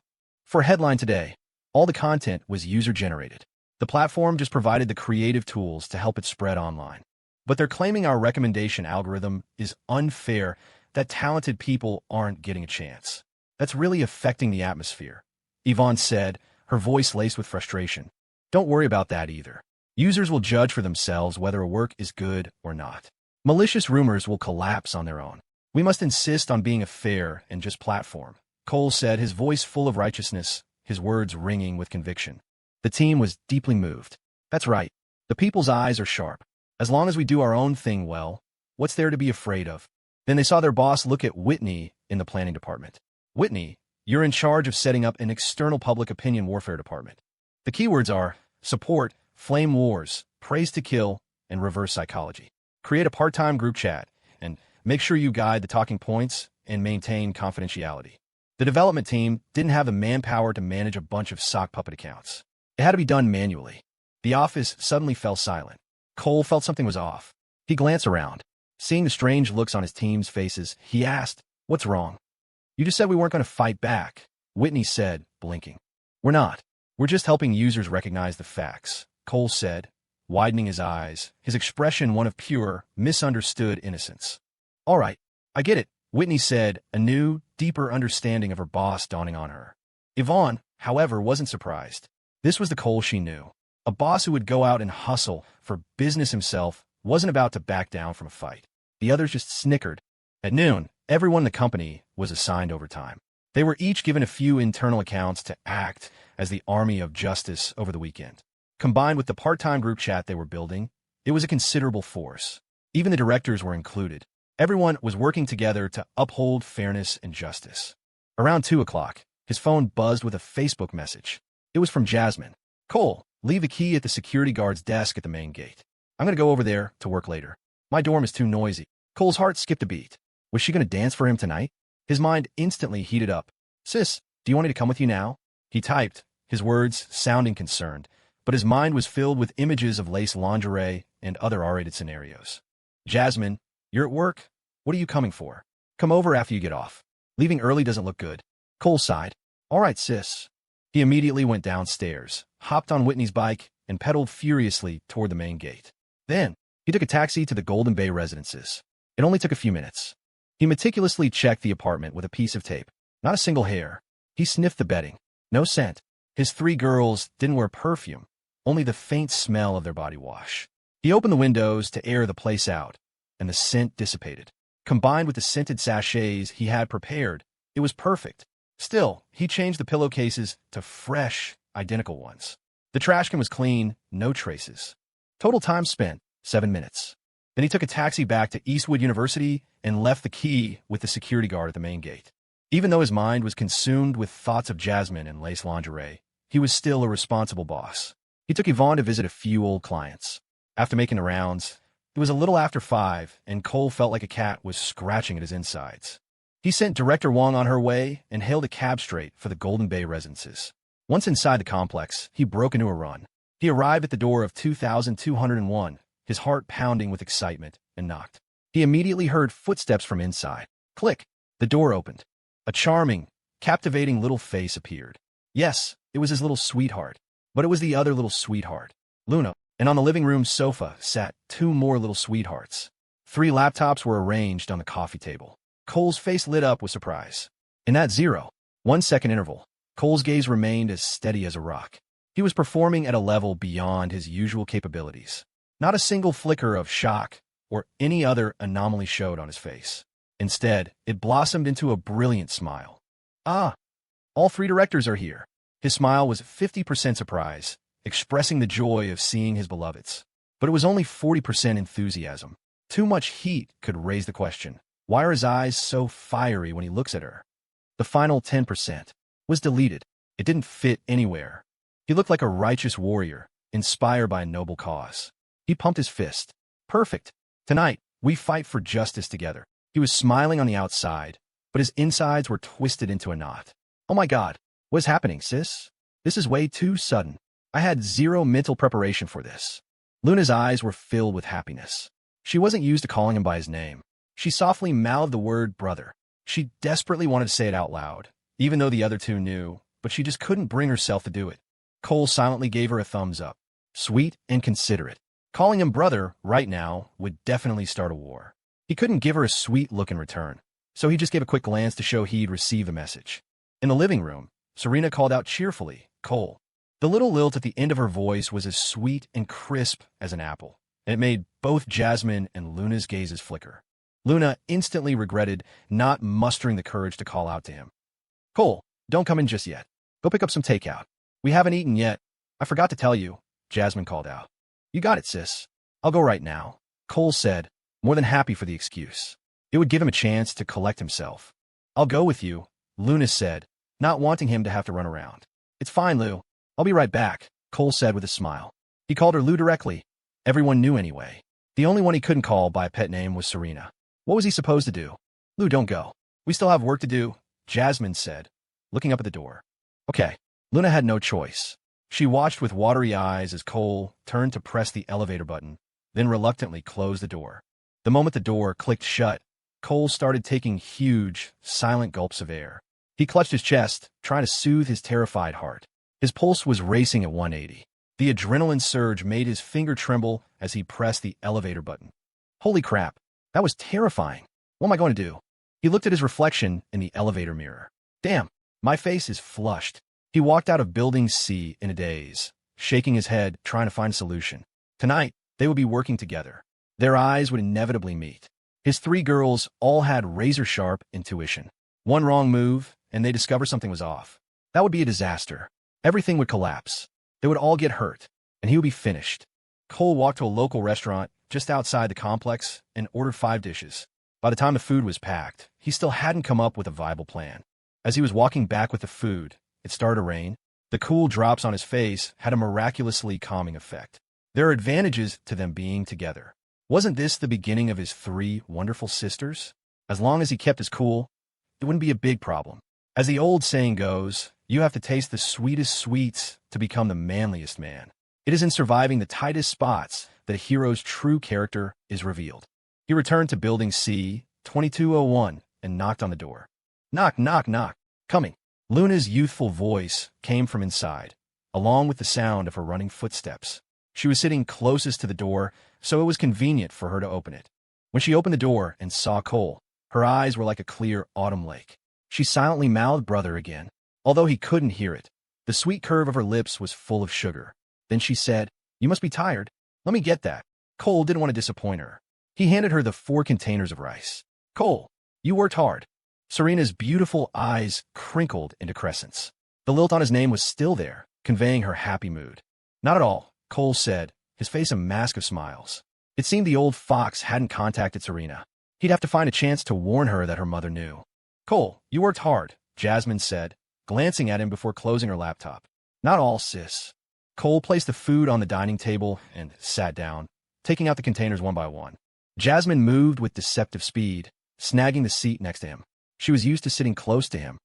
A flicker of disappointment crossed Serena's and Luna's eyes. "I want to sit with him, too." Even though couples often sit opposite each other, sitting close felt so much better. Cole didn't look up at anyone. He kept his eyes fixed on the takeout containers, seemingly absorbed in opening the lids and arranging them. He broke apart 3 pairs of chopsticks, handing a pair to Jasmine on his right, then handing the other 2 pairs to Serena, who was opposite him, and Luna, who was to his right. "Time to eat." "Wow, spicy chicken gizzards." Serena took the chopsticks, her eyes full of hunger. There were 3 meat dishes and 2 vegetable dishes. One of the vegetable dishes was a cold salad of georgian root. Cole had seen it on the restaurant's menu and ordered it. Luna especially liked it. There was also a braised chicken and a beef offal dish, both common local specialties that everyone could eat. "What's this?" Serena finally asked, curiously extending her chopsticks toward the georgian. She took a small bite and chewed. "Blech." She made a face and spat the small piece out onto the table. Cole, I need water," she whined, instinctively acting cute for a Cole.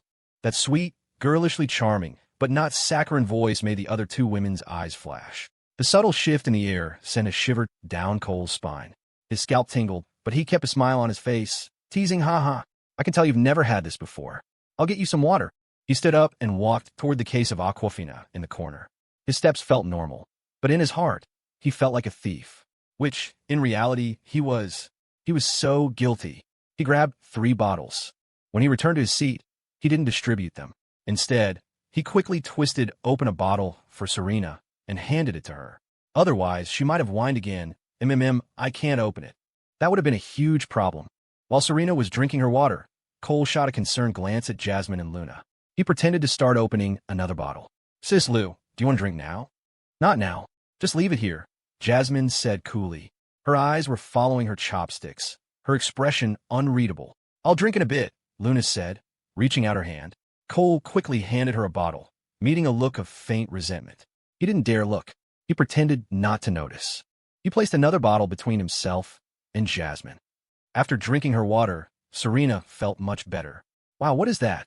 I can't describe the taste, but I see Luna eating it like it's delicious." "It's how to Inia," Jasmine explained expertly. She calmly extended her own chopsticks, took a bite, and chewed. Her pretty face twitched a few times, but she swallowed it without changing her expression. "The seasoning is all right." Then she picked up her own water bottle. She twisted it, her brow furrowing slightly, as if she couldn't open it. "Oh, it's so tight. Sis, let me." Cole quickly and eagerly snatched the water bottle from her. "I'm begging you, sis. Why are you acting now?" He wailed internally. "You can't open it? Are you kidding me? You used to open beer bottles with your teeth. You could punch like a hammer. You've been able to open pickle jars since you were a kid." But his expression was one of pure attentiveness, with no sign that he had seen through her act. He placed the open water bottle in front of her. Thanks," Jasmine nodded, picking up the bottle and taking a graceful sip. Those 2 rare words, "thanks," sounded like "I'm going to kill you" to Cole's ears. Sigh. The old debts haven't been settled, and now there's a new one. He put a bit of the georgian in his mouth. It's actually not bad. You have to get used to it, but after a few times, it's delicious. Let me tell you, this root has great medicinal value." Cole started rattling off its benefits, launching into a pop science lecture. "Yes, seize the initiative. Distract the 3 of them." Across from him, Luna was eating in small bites, her gaze subtly flickering between Cole and Jasmine. She looked at her own water bottle. She also wanted Cole to open it for her, but she was struggling internally, too embarrassed to ask. She ran through the scenario in her head several times, but it still felt too awkward. But she felt so resentful. She wanted her brother to open her bottle, too. Finally, she bit her lower lip and put down her chopsticks. She picked up the water bottle. She started to mimic Jasmine's act of twisting the cap, her face burning. It felt like she was doing something incredibly embarrassing. She was just about to copy Jasmine's expression to get her brother's attention when her hand slipped. The cap was open. What'd I do now? What else could she do but drink it? Luna took a sip, a small sense of disappointment welling up inside her. As she drank, she stole a glance at Cole. Phew, he didn't seem to have noticed her embarrassing moment. Sigh, this cap was too loose. A new wave of being treated unfairly, a feeling of being wronged, washed over her. Her brother hadn't opened her bottle. Everyone else got one, but she couldn't blame him. She had to blame the bottle for not having a tight enough cap. Annoyed at the bottle's lack of cooperation, she squeezed it unconsciously. Splush!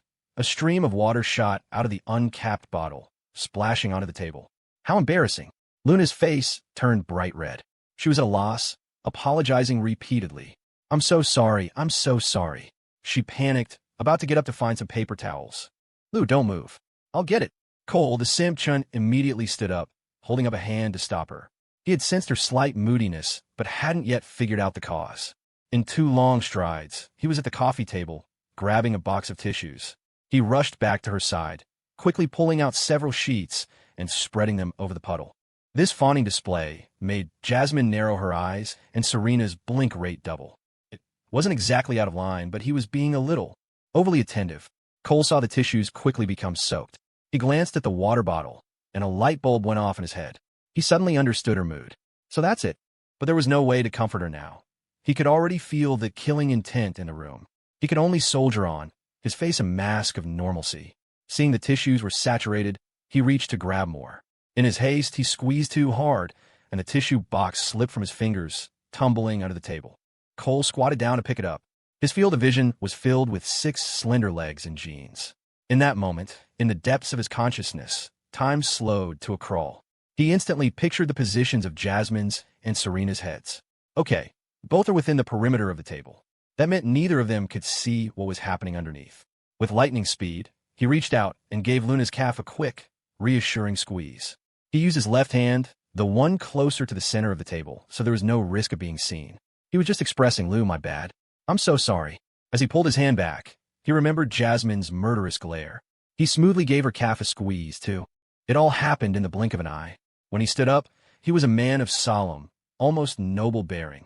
He calmly cleaned up the mess on the table, using a dry tissue to pick up the wet wad. All right, Lou, let's eat. Okay.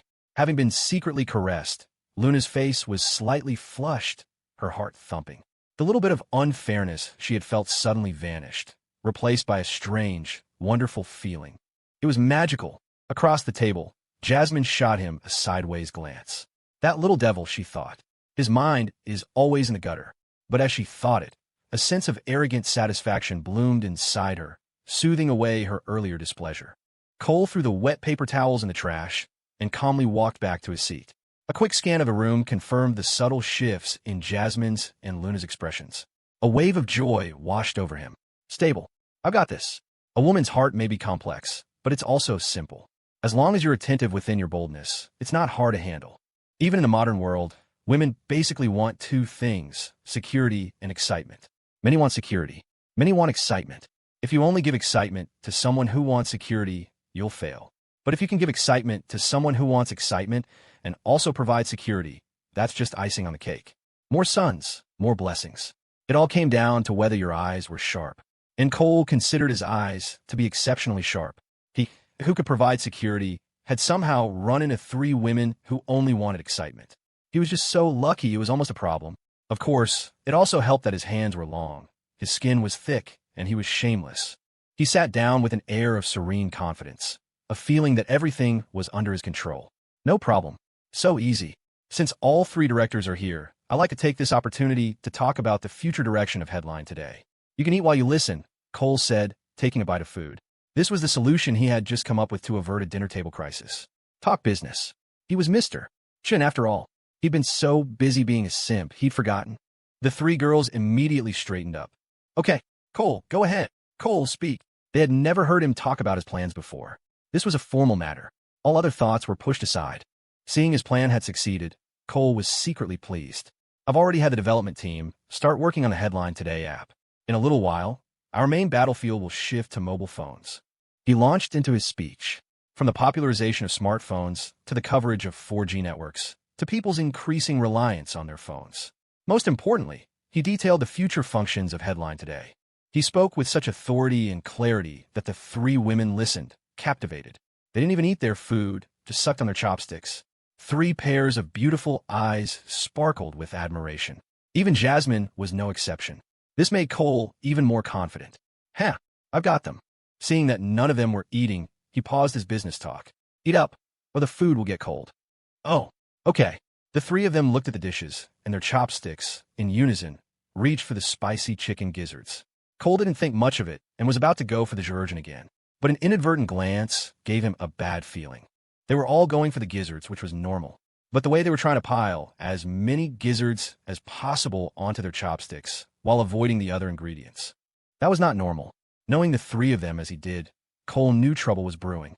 Sure enough, the next moment, almost simultaneously, three pairs of chopsticks moved over his bowl of rice.